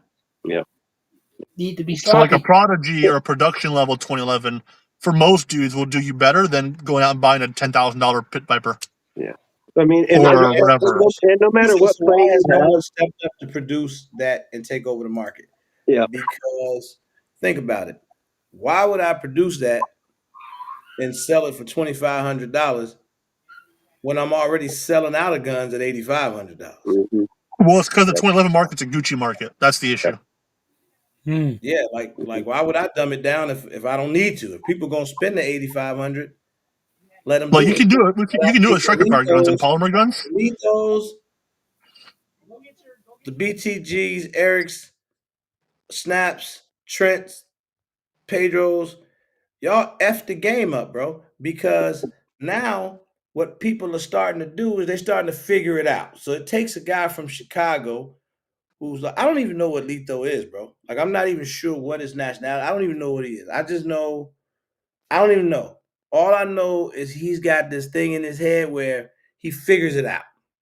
And that's the Chicago in him. He just figures it out. And it's like he'll say, you know, he could pinpoint somebody like Trenton and say, man, we can flip the game upside down. You can take this. Did y'all see what Trenton did to the Brat gun? Mm-hmm. I don't know if y'all saw Lethal's Brat. That thing is bananas. So I've watched him like transform these firearms, and now guys are not putting that much money into them. If you saw Snaps Match X, when you see that finished product and watch that gun shoot, you kind of like, damn, like I need something like that. So for me, even when the Prodigy came back, I was so excited. I'm looking at this gun like, bro, this is crazy. Like I can't see myself going to spend $6,500 or $7,000 when I could have easily had this done for $2,000. Mm-hmm. Well, but hold on. But generally speaking, people buy those guns for the brand name behind it. Yeah, and if you get low numbers, you can't go wrong. Correct. And if they keep a good business running and they stay in business, you'll keep going. It's like pythons. Who would have thought when you paid $300 for a Colt Python back in the day, you'd be able to sell it now, 42 years later, for $3,700. Yeah. And getting into like fitment and stuff, like we're talking about production and stuff like that, and who's doing this and doing that. You're not making they're making revolvers, but you're not into that timing aspect on revolvers like you are on these pistols to a point. So you can have a part here, you can have a part here, you can have this and that, where a lot of times you'd want it all in-house, to control that lockup and the timing between those, and all those parts. I have several guns with Trenton. Yeah, people don't just send them one gun. They send them 2 or 3 at a time. No, yeah. They sneak it in, they get one, they're all, well, I'm getting in line, I'm sending 2. Yeah. And I'm like, wait, I got a time frame I got to meet, but all right. He found a loophole. Let's do it. Somebody got to keep the lights on. Yeah. Yep. Like because I feel like that about the Kimbers. Now I think the Kimbers are awesome guns. I don't think that there's very many bad guns out there right now, especially in the 2011 market. I think most of them are pretty solid. Yep. But Kimber is another one to me that's garnering its popularity because it's Kimber. Like Kimber came with a 2011, so everybody kind of jumped on that bandwagon. The same with the SIG now. Mm-hmm. With the GTO, a lot of people are just jumping on it because of what it is. It's something new. It's kind of fresh, and it's well, it's also. I think a big popularity with that GTO is the dude who got shamed for carrying the 320 or competing with the 320. They're like, oh, I can keep my brand loyalty, use my 55 320 mags that I have piled up somewhere, and jump into this quote-unquote race gun, right? So I think a lot of it was, the gun I've heard is good, but I would also probably put a portion out towards a lot of places ban 320s from competition, just because. And so the natural transition is to this 320-like race gun made by SIG, right?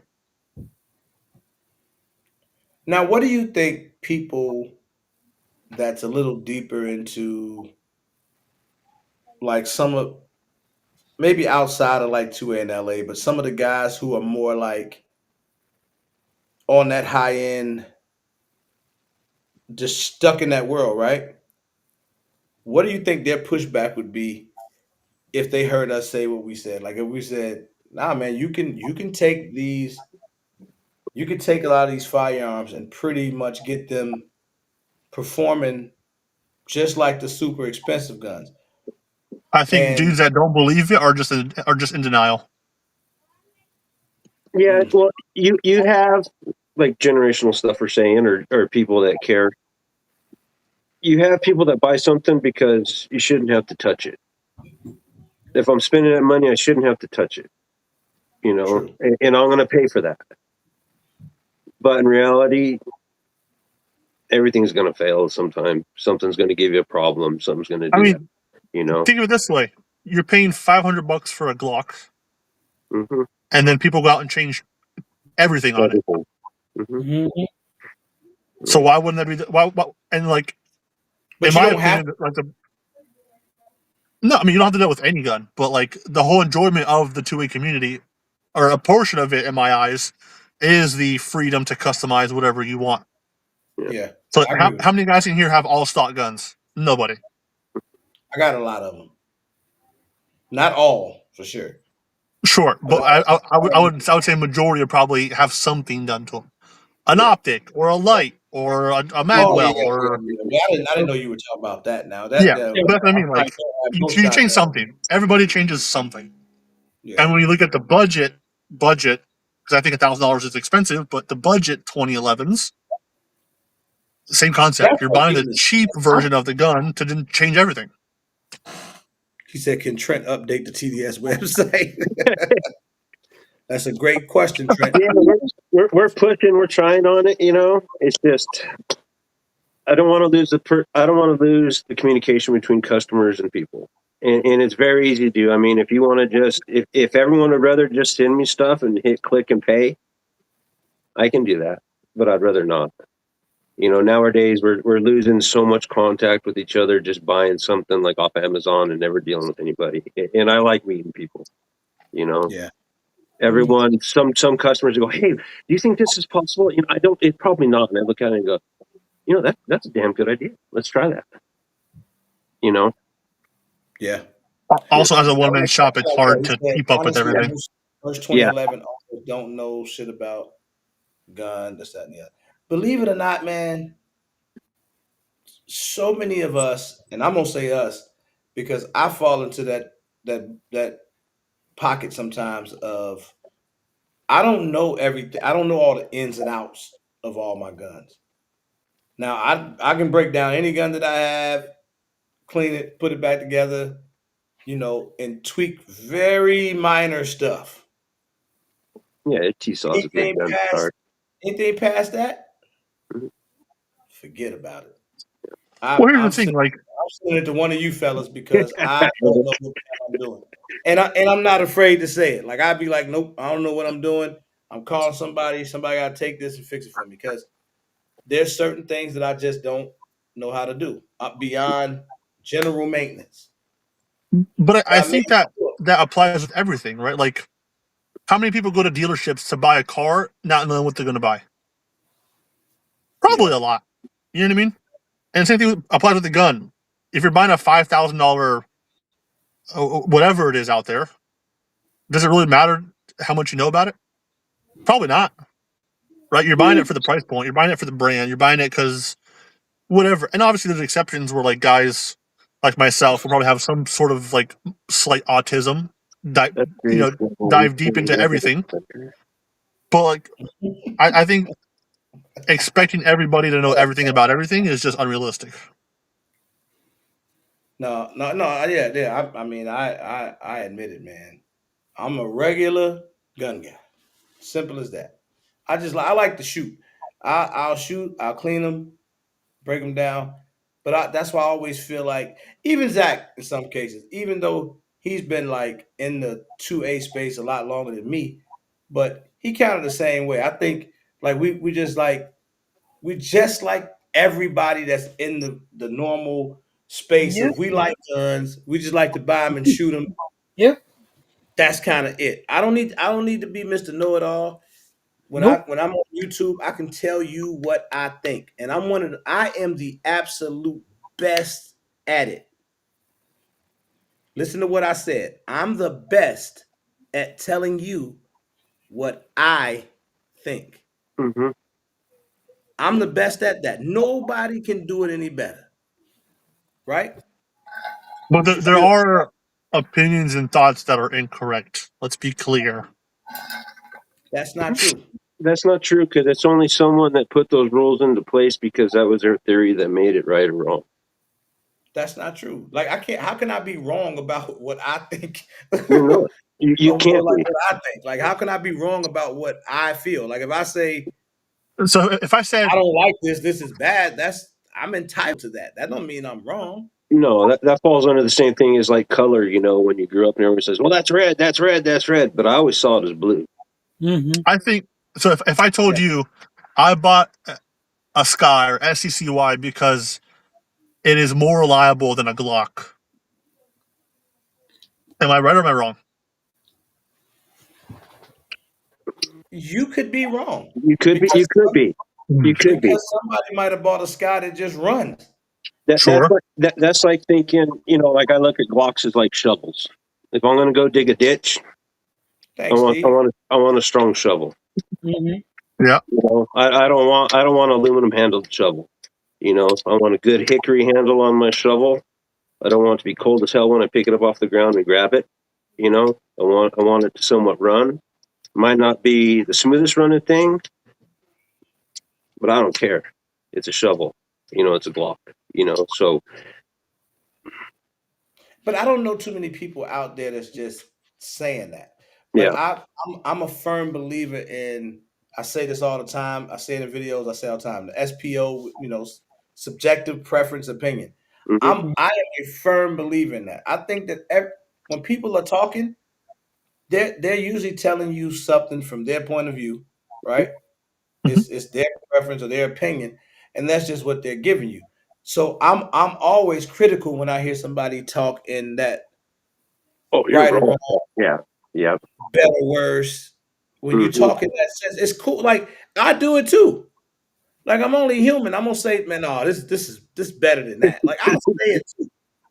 But that's just my opinion, right? It don't make it right because Pedro thinks the Defender XL is the best optic that you can put on a Thank you, Chuck. pistol. But somebody else might think the SRO is the best, or somebody else might think the O sight is whatever. Hmm. But everybody's entitled to their Opinion and their thought. opinion. Yep. And Hmm. people are watching all of us because we have platforms, right? Hmm. So there's people that watch me, there's people that watch this individual, and there's people that watch all of us, right? That watch multiple people. Hmm. And Mm-hmm. they'll try to gather a general Yep. opinion. Yep. Like me, I just like to give it whatever I'm talking about, just give it from my point of view and be as honest as I can about it. Like I don't want to give you the right or wrong or Hmm. the I can't tell you what's better than something else. I like to do verses and say which one I like the best. Hmm. But Hmm. I might like this gun the best because it feels better in my hand. But Hmm. I might have little stubby hands and you might have skinny hands with long ass fingers. So that other firearm may be a little bit better for you. Yep. Right. That's why like I did that video on the CZ, the P10C ported and the MC9 Prime. So if I Mm-hmm. talk to Roadblock say, hell no, I sold my Prime, man. That ain't messing with this CZ and whatever. That was his opinion. Hmm. And when I got the CZ P10C ported, out the gate by having the gun by itself, I said, man, I really think this might be better than the Prime. I know I got to shoot them side by side, but I think this may be a little bit better, especially out of the box. Then when I went to go shoot them side by side, I found myself shooting the Prime way better than I was shooting the CZ. I didn't know that was going to happen. All that happened in real time on video. So it was like, Hmm. hmm. I like the Prime a little better, but I like both of them enough that I have both. I kept both of them, but I didn't. Initially, I was thinking about getting rid of one of them, but I ended up liking both of them enough to keep them. So it's sort of like, it's your opinion. It's like, Yep. you may just like something better than the next gun. Hmm. I've been torn Yeah, I between think the. I so I in my perspective, I think certain things there's rights and wrongs, but that's subjective, I guess. Hmm. What I also don't do is shame people for their opinions, right? Like I think from my experience, the XL is the best optic for the money, besides the footprint, because the footprint obviously presents a problem. Um, but what I also don't do is be like, you know, I don't go You crying to do you Zach do be, because you do be shitting on the SRO, bro. I've heard I mean I've heard I think I've Triticon in 2025 is highway robbery, but that's okay. Um, heard he said you got bad bulbs though. Your SPO don't count.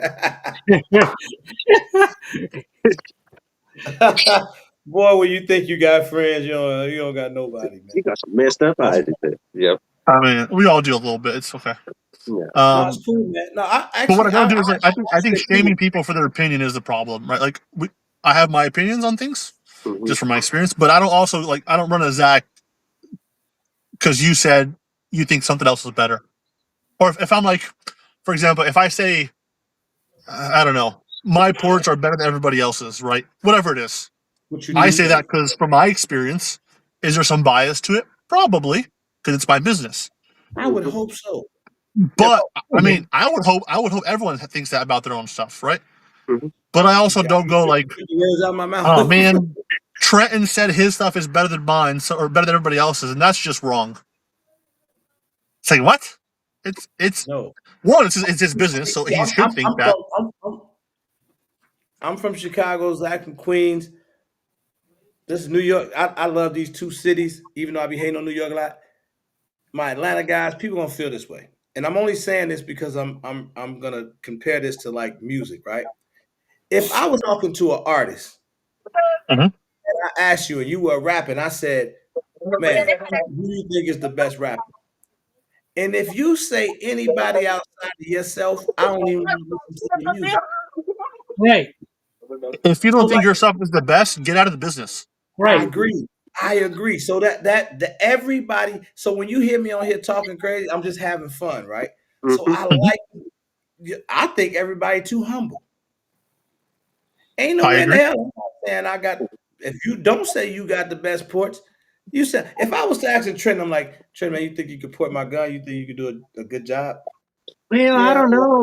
pretty, Maybe I'm not as pretty good as good, but I would Pedro, probably but just send you to Gunworks because his ports are better than mine. Like, yeah, hell no, I Yeah. got the best ports in the business, I man. mean, he wouldn't be wrong. No, I'm just kidding. I'm just kidding. I'm just kidding. I But I mean, think Yeah. you If I, I, if should I I feel will come like say to you you're and this. ask you the about best the in the product, business. Like, right, you don't tell me that it's the best, I'm not gonna give you my money under yep, no Agreed. sense. yeah. I think you should Agreed. feel like it's the best. But So, on like, the same token, I will say there's a level of delusion that's too far, right? Like, I think my ports are better than everybody else's. Mm-hmm. Factually, that's my opinion. But we send people to Trenton all the time for custom work because that's not my flavor. I'm not going to sit here and be like, you know what? Don't go to him because whatever, because ours is better. It's just not. We don't do it no, enough. I think that is so. I think that's the wackest thing in the world, and I really feel that from the bottom of my heart. Like the fact that I can have you two sitting here talking to me now, because I feel like I've built enough of a rapport with both of you, and not only you two, other people as well. But to have y'all here, you guys are somewhat competitors because you do kind of do some of the same work. But there's way more guns out here to be worked on than the two of you could ever work on. Right. Mm-hmm. You know, it's funny. Mm-hmm. I could be wrong here, and I don't mean this in any offense by any means because I think me and Trenton have a good working relationship. Yeah, no, Um, don't offend nobody. no, I'm not. I think from in my eyes, it's two different markets, in my opinion. Like I think his work on the custom side of things. I don't think anybody that I've seen does better work, in my opinion. Just from what I've seen on like social media, right? And no one else really does that level of work, right? That I've seen anywhere else. So I don't have any. I don't even have any reference to like compare him to. Well, And that's why we send people that want certain stuff to him. I was like, dude, we don't do it. Just go to this guy. I'm a His big artist, believer in letting the experts be the experts, yeah, and his we're artist, just not in that level. yeah, But yeah, on the same yeah. token, it's like our market is performance. Like that's why we're pretty vanilla, if I'm being honest. Because like I chase as much performance as I can, and I could give a fuck about everything else. Whereas Trenton's work is way more beautiful, way more like put together. yeah, Uh, so like it's the same market, but I think like two different sides of the bread. Does that Mm-hmm. make sense? Mm-hmm. In my opinion, I could be wrong, but that's yes, just the way yeah. I visit it. The only reason I respectfully disagree is Mhm. because I could probably name 12 to 15 people that I know personally that have had work done from both of y'all. Mhm. Mm-hmm. So it tells me that both of you speak to a similar market, right? Because Mm-hmm. it may be a matter of, well, Trent told me it's going to be 4 weeks. Pedro said I can get it back next week. So I'm going that route. That could be the difference.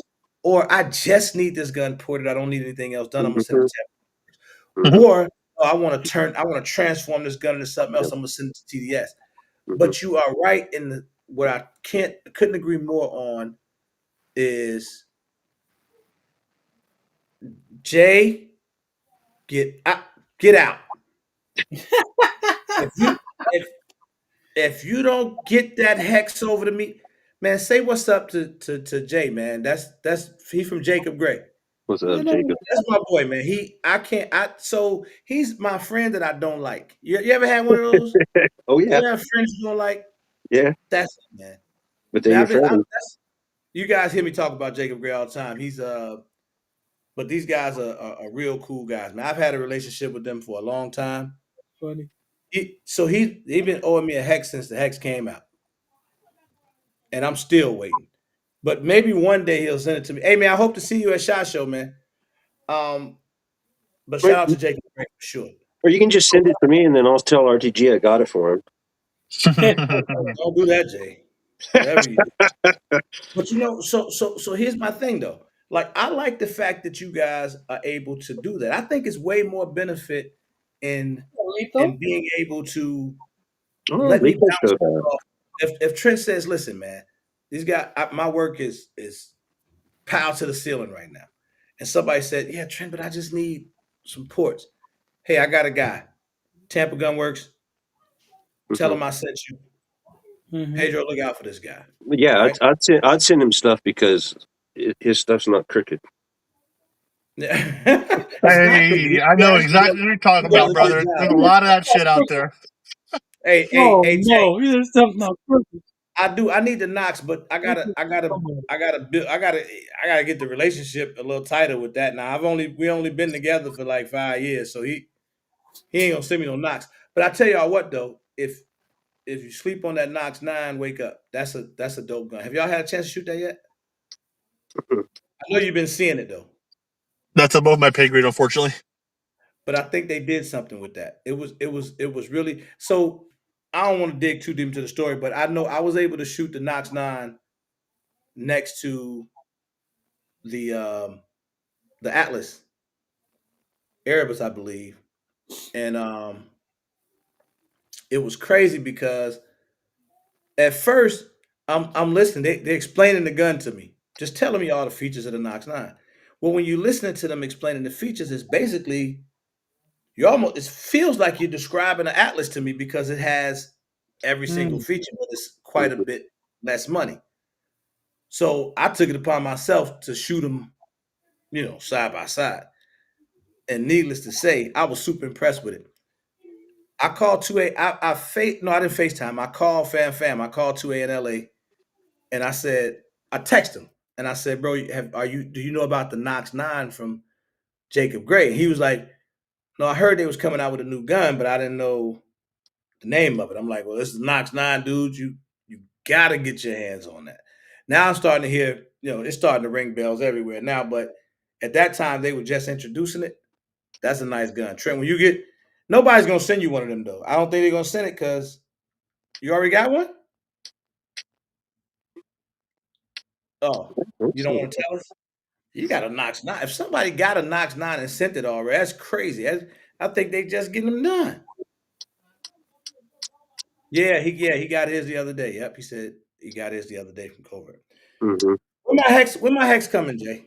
I'm gonna ask you in front of all these people, man. Now, because you can't lie to me now. I need to know when the hex comes. I don't even care what color it is. You can send me a yellow one. I like the hex a lot too, but that's more my speed. I think that's more aligned with where I want to be because I know that knocks. That's crazy. That's crazy. I'll just shoot Fam's knocks, but just have my own hex. I'll be cool with that. So let me ask you this. Somebody asked this question a little earlier, and I wanted to pose it to you. What would be a great for somebody who wants to get in that 2011 space? What would you Prodigy. in terms of the budget, lower end to upgrade? My answer's always been the same. Mm-hmm. Buy a Prodigy to start with. Let's do it, I Jay. think Let's do it, I my think it's one brother. of I the mean, best foundation 2011s you can get.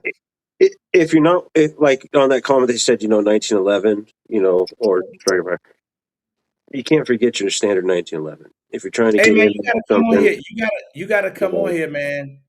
I'm sorry, y'all. You gotta come on and be a guest, man. One of you guys gotta come on here and be a guest from Jacob Gray. And when and every time I talk so much shit to him, it's bad, bro. It's bad. place to start. When me and him get to talking, it is bad. It's almost like an argument between brothers, and sometimes we don't even be talking about nothing. But I'll let you know, man. I'll shoot your email or something. And we want to get Jacob Gray out to Arm 6, a regular meetup 6, man. They were supposed to be at 5. but I'm hoping we can get them out to 6 because I think there's a whole community of people that really don't know a lot about the company. And I think I mean, as a company, they have the personality that would fit in at the meetup, and I think it would really, conjure up a I lot mean, of business. we would. I think we can. I can speak for most people here. I think we'd love to see TDS at RM6 in person. Trent, you should pull up, man. I hear you don't like to travel. You one of those guys that only stay in Wyoming and never want to cross the state line. But you should come down to Jacksonville, Florida next June and be at this meetup. Man, I'm telling you, it's a memorable experience, man. You Oh yeah. will No, never forget.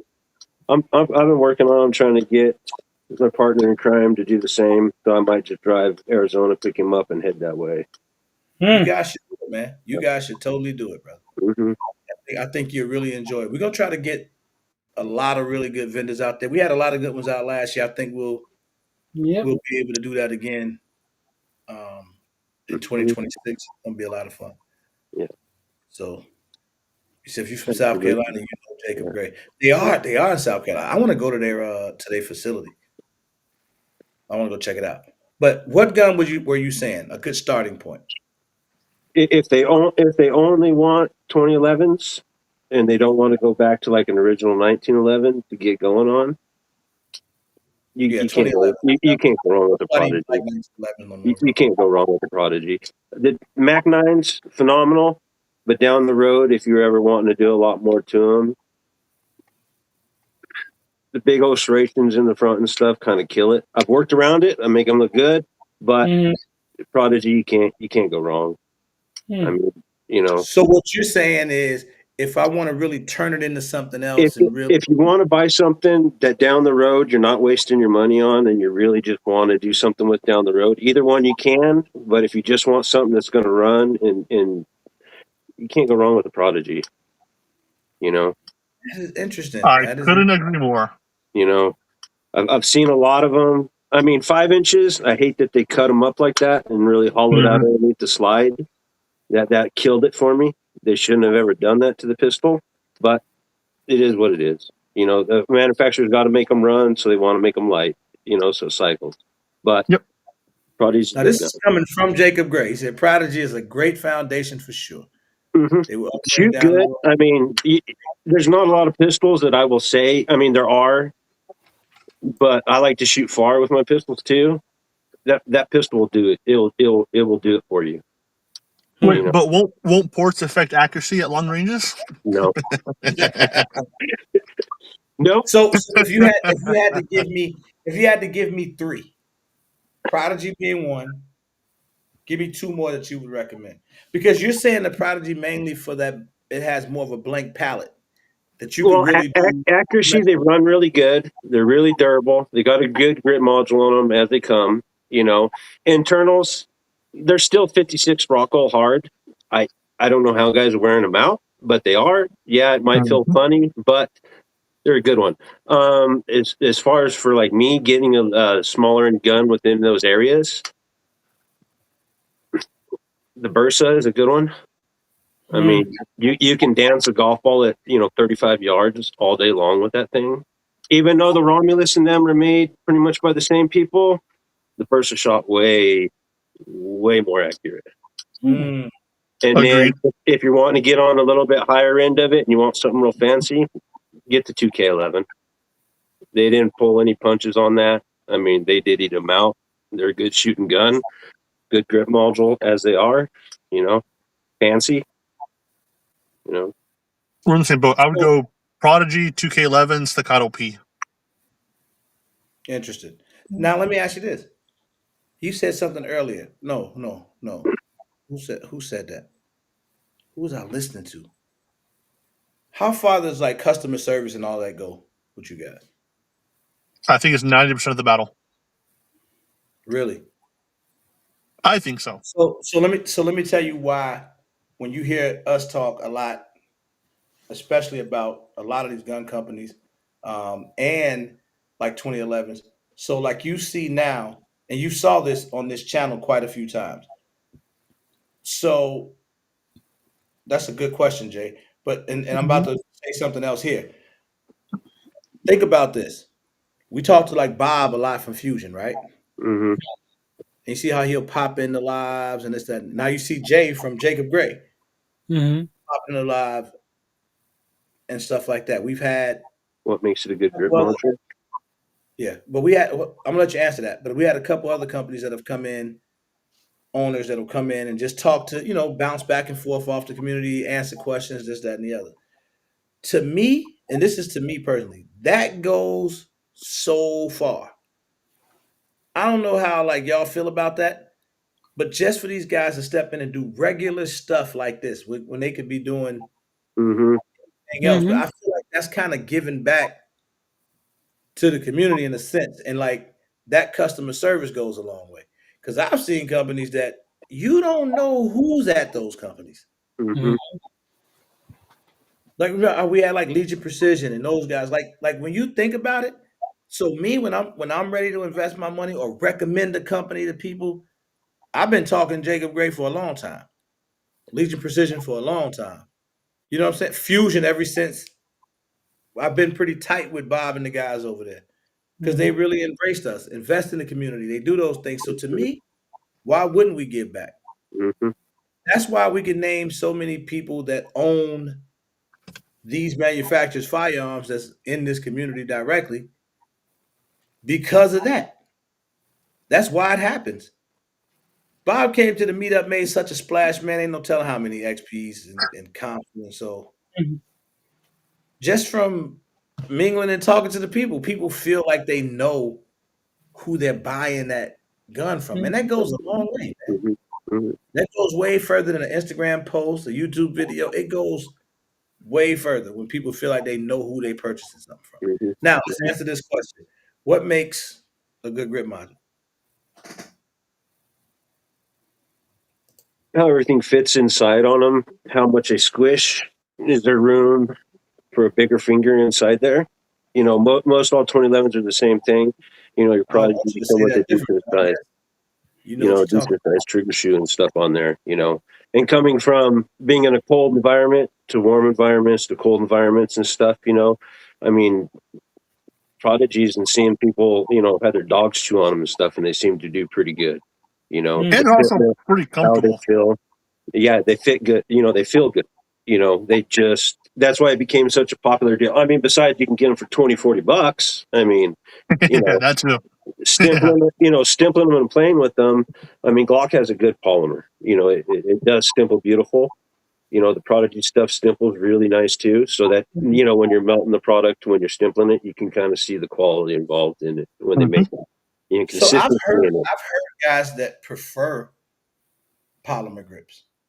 I mean, Even if you're in cold weather, like here when I am, I mean, some of the ones like my carry stuff, like my Brats and my Prodigy and stuff, I leave the polymer on it. There's nothing worse than grabbing something that's that freaking cold.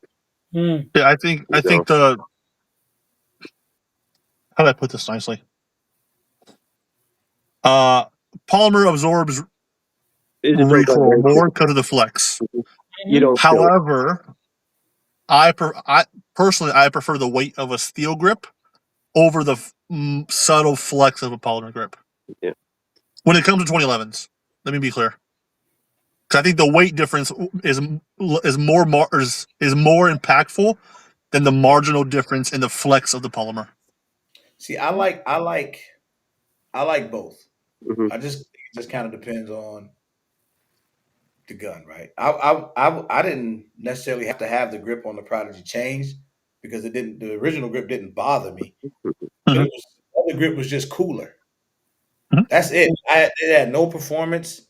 There was no performance difference. There's none of that. It was It's just good. it looked cooler and it was Mm-hmm. cool and it feels fine. So I don't have an issue with it. But I think a lot of people don't even realize a lot of the average gun owners don't realize that, right? Until we educate them on that. Because Mm-hmm. I didn't really know the difference in any of that stuff, Yeah. you know.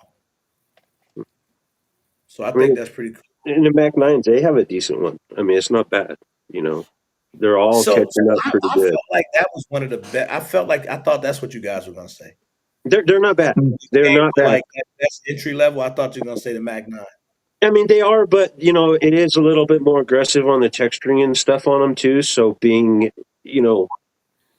some people don't want that much carrying it every day or holding it every day, or dealing with that much. If you use it as a tool, do you want that much crap? There's a certain point where too much texturing, like on tires, it holds crap in it, unless they're cut or designed to get rid of the crap in the, so when you grab something, oh, it's stippled, it's so sticky, but is it going to stay sticky when it counts? Is it going to stay grippy when it counts? The worst grip I felt in recent times is the Gerson Mad Checks. That grip is so bad. I mean, it's like an STI original. They stimple really good. It's got decent polymer in them, but they are bulky. They just feel not great. Yep. Mm-hmm. He said Like from factory, Yeah. I mean, when you compare it to the Max and the Prodigies and like the Romulus, the grip module on the Match X is just like not great. It doesn't feel comfortable. I like the Romulus too. Yeah, me too. I like the Romulus too. I'm waiting on that Hex for real because I think it's right between where I start from the Prodigy to the Bursa. I have the Bursa, the Prodigy, the Romulus, then moving up to the Staccato, right? I think the Jacob Gray, the Hex would be right at the Staccato, right around in that same bucket. 2011 and 2311, nothing. Which would be a little bit more than the copyright. Hex. Yeah. That's the difference. That's the difference. Yeah, that's true. What's that? There's only one gun that's supposed to be called the 2011. Yeah, the name is the difference, right? Between the 2011 and 2311. Yeah. Well, they take different magazines, right? Because the 2311 takes 320 mags. Yeah. There's two 2311s. There's the Match X, that's a 2311. And then there's the OA Defense 2311 that takes 320 mags. Yeah. So depending on what he's talking about, they're the same thing, or one takes different mags. Yeah. Essentially, right, to break it down. That 2311 So there's people that want to get custom work done. If y'all don't follow TDS Gunworks, what's your IG? TDS Gunworks. It is what it is. So at TDS Gunworks, if y'all don't follow Trenton over at TDS Gunworks, make sure you go follow him on Instagram. You get to see some of the work. He likes to show it as he's working on it. And I mean, I'm pretty sure people probably get it, but you do understand the TDS, right? That's your name, I'm sure. Yep. It's Trenton Day Slister, but my work is tedious. For damn sure it is. That's funny. Yep. That's funny. How do you guys feel about the grip module on the Kimber 2K11? Well, it's an MJD grip. I like it. Yeah. I think all the MJD stuff is really good. Personally. Have you guys experienced any of the Jacob Gray guns? The Hex, No. Those are above my pay grade, unfortunately. And as like BTG realized, if you get one of those 2K11s and your grip module has gotten really dull on you, use a little tire shine that doesn't leave it oily, and it'll be nice and black for you. That was bootleg. So Trenton, people can follow you on IG. We put the IG link out there. Yep.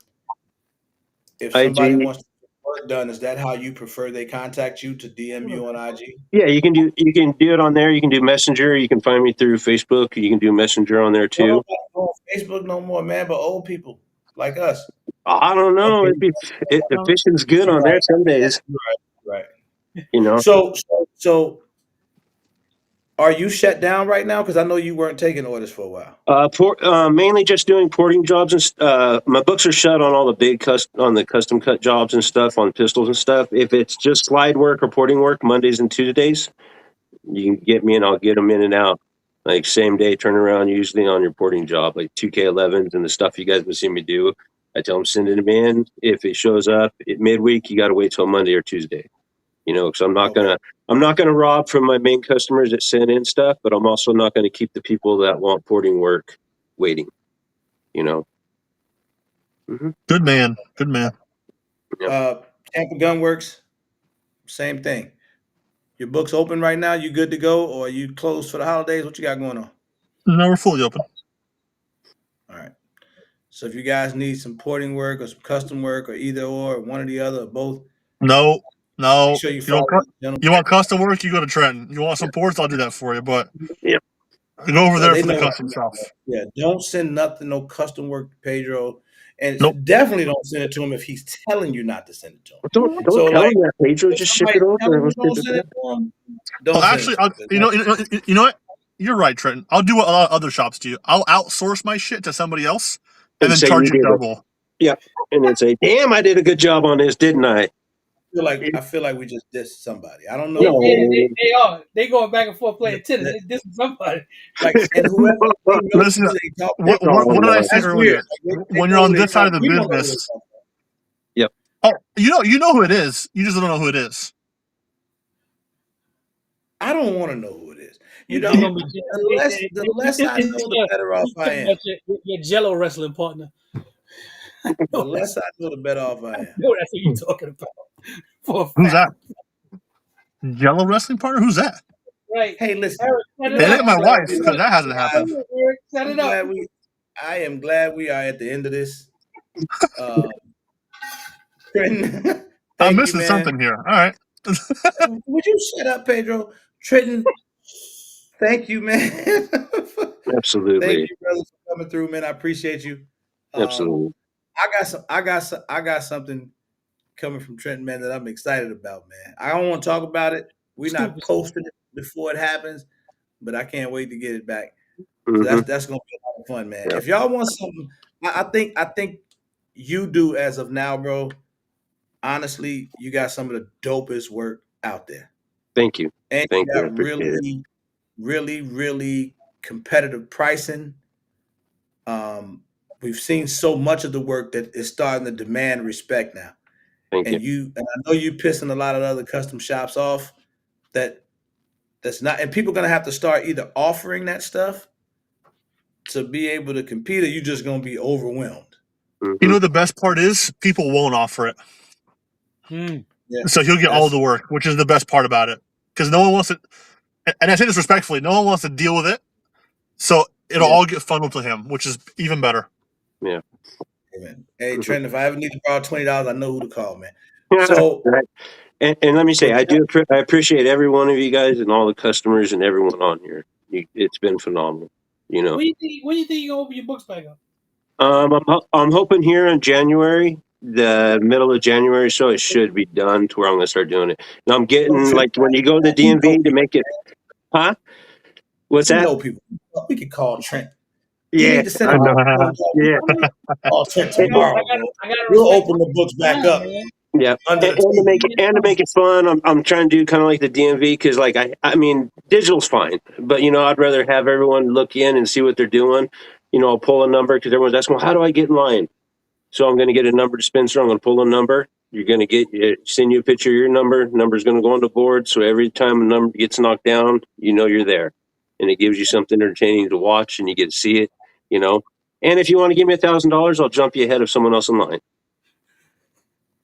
I like that. I would do that. I will You just gotta do what you gotta do. Trent. I'll tell you one thing. Now it's holiday time. You gotta do what you gotta do. If Yeah, if Zach tells you he's going to send you a gun, don't wait on him. yeah, I know, right? Definitely don't wait So on. first Like, of all, don't hold your breath. Pedro, you were supposed to do a high point for me. I don't know how long ago, and that shit I just. told you we couldn't do it, and You I'm know, waiting 6 months. You know, Snap sent me his like, you know, his love, his staccato, and I said, you know, I'm gonna go buy a High Point and trick it out just to put it in a box and ship it to him and go. That's what you sent me, bud. He gonna freak You out. go freak the fuck out. Shout out to Letho, Yep. Snap, Letho for sure, 100%. I think he's like the first guy to kind of embrace TDS and introduce him to the rest of us. And then Snap, Eric, BTG. Thank you, fellas, for really like turning us on to TDS. And Trent's actually a cool guy, so that's a good thing too. Mhm. I'm telling you, man, I know I understand what we have. When I say what we have here this is an incredible community of people, bro. Like we have a dope Mm-hmm. direct community, and then it spreads way beyond what you see in the live chat, which is pretty cool. So Mhm. I don't like to co-sign a lot of stuff. Mm-hmm. I really don't. I prefer not to. I just feel like, it is what it is. We work with what we work with. We talk about shit, but I don't like to co-sign a lot of stuff. Yeah. But I like what you're doing. I like what Pedro's doing, Tampa Gunworks. So, Mm-hmm. at the end of the day, man, I hope people keep sending their business your way. All I ask is keep treating people the right way. If something don't go right, fix it. Mm-hmm. As long as you do that, man, you're gonna be good forever, man. I think that's Yeah. love. Mm-hmm. So I That's cool. appreciate y'all, man. I'm gonna get up out of here though. I'm tired. Yeah, it's that time. Thank you, Yeah. gentlemen. Thank you. It's still early where you at, man. You like Well, it's yeah, still but I late I get, afternoon where I'm you at. I'm up at 5 until 7 or 8 at night working. So it's a pushing day. But Hey, bro, I ain't gonna lie. I'm gonna say this, and it ain't got nothing to do with nothing. Do you know I went to bed at 8:30 one day this week? What's wrong with that? That's it. That's all I wanted to say. that's all I said. I He just, said I he just said think I just think that's phenomenal. old man early, bro. Oh hell no, no, that's called That's old comfort. man early. Hey, Right. hey, this is funny. Not at all, Dave. Where you at? Yeah. One thing Yo, about me, I'm not in the bed with Trenton. I'm not in the bed with Pedro. I'm not in the bed with none of these ugly jokers, man. Nobody. You don't never have to worry about me being in the bed with not nobody, man. When I heard I told Ron, I commented on his video today. That's the funny, that is the comment, that is the statement of the year. deep in the And bed. I'm never gonna let them live that down. Him and Skip stood next to each other and said, "We are so deep in the bed with Fusion, you guys just don't understand." Said it with conviction too. Mm. I mean, meant it. I to this day I don't understand it. I'm waiting on Bob to call me because he got some explaining to do. I need to know, first of all, where's his bed at? And why are you dudes? Sleeping in. I'll talk to them later about this, but I just need to know what the hell going on, They said like they was about to go grab their pajamas and some pillows and some man. blankets. Woo! Pillow All right, fight. that's enough bed talk with other men for me. I'm gonna hop off here. Yeah. I'll Have see you guys a good later. one, Pedro. See you, buddy. I'll Bye. talk to you Everybody soon. take it easy, man. See Hey, you guys. thank you again, Thank you Trent. guys. Appreciate it. Appreciate you, Appreciate you, Pedro, Trent. Zach. Bye. All right, Peace. man. Everybody take it easy, man. We out of here. Peace, y'all.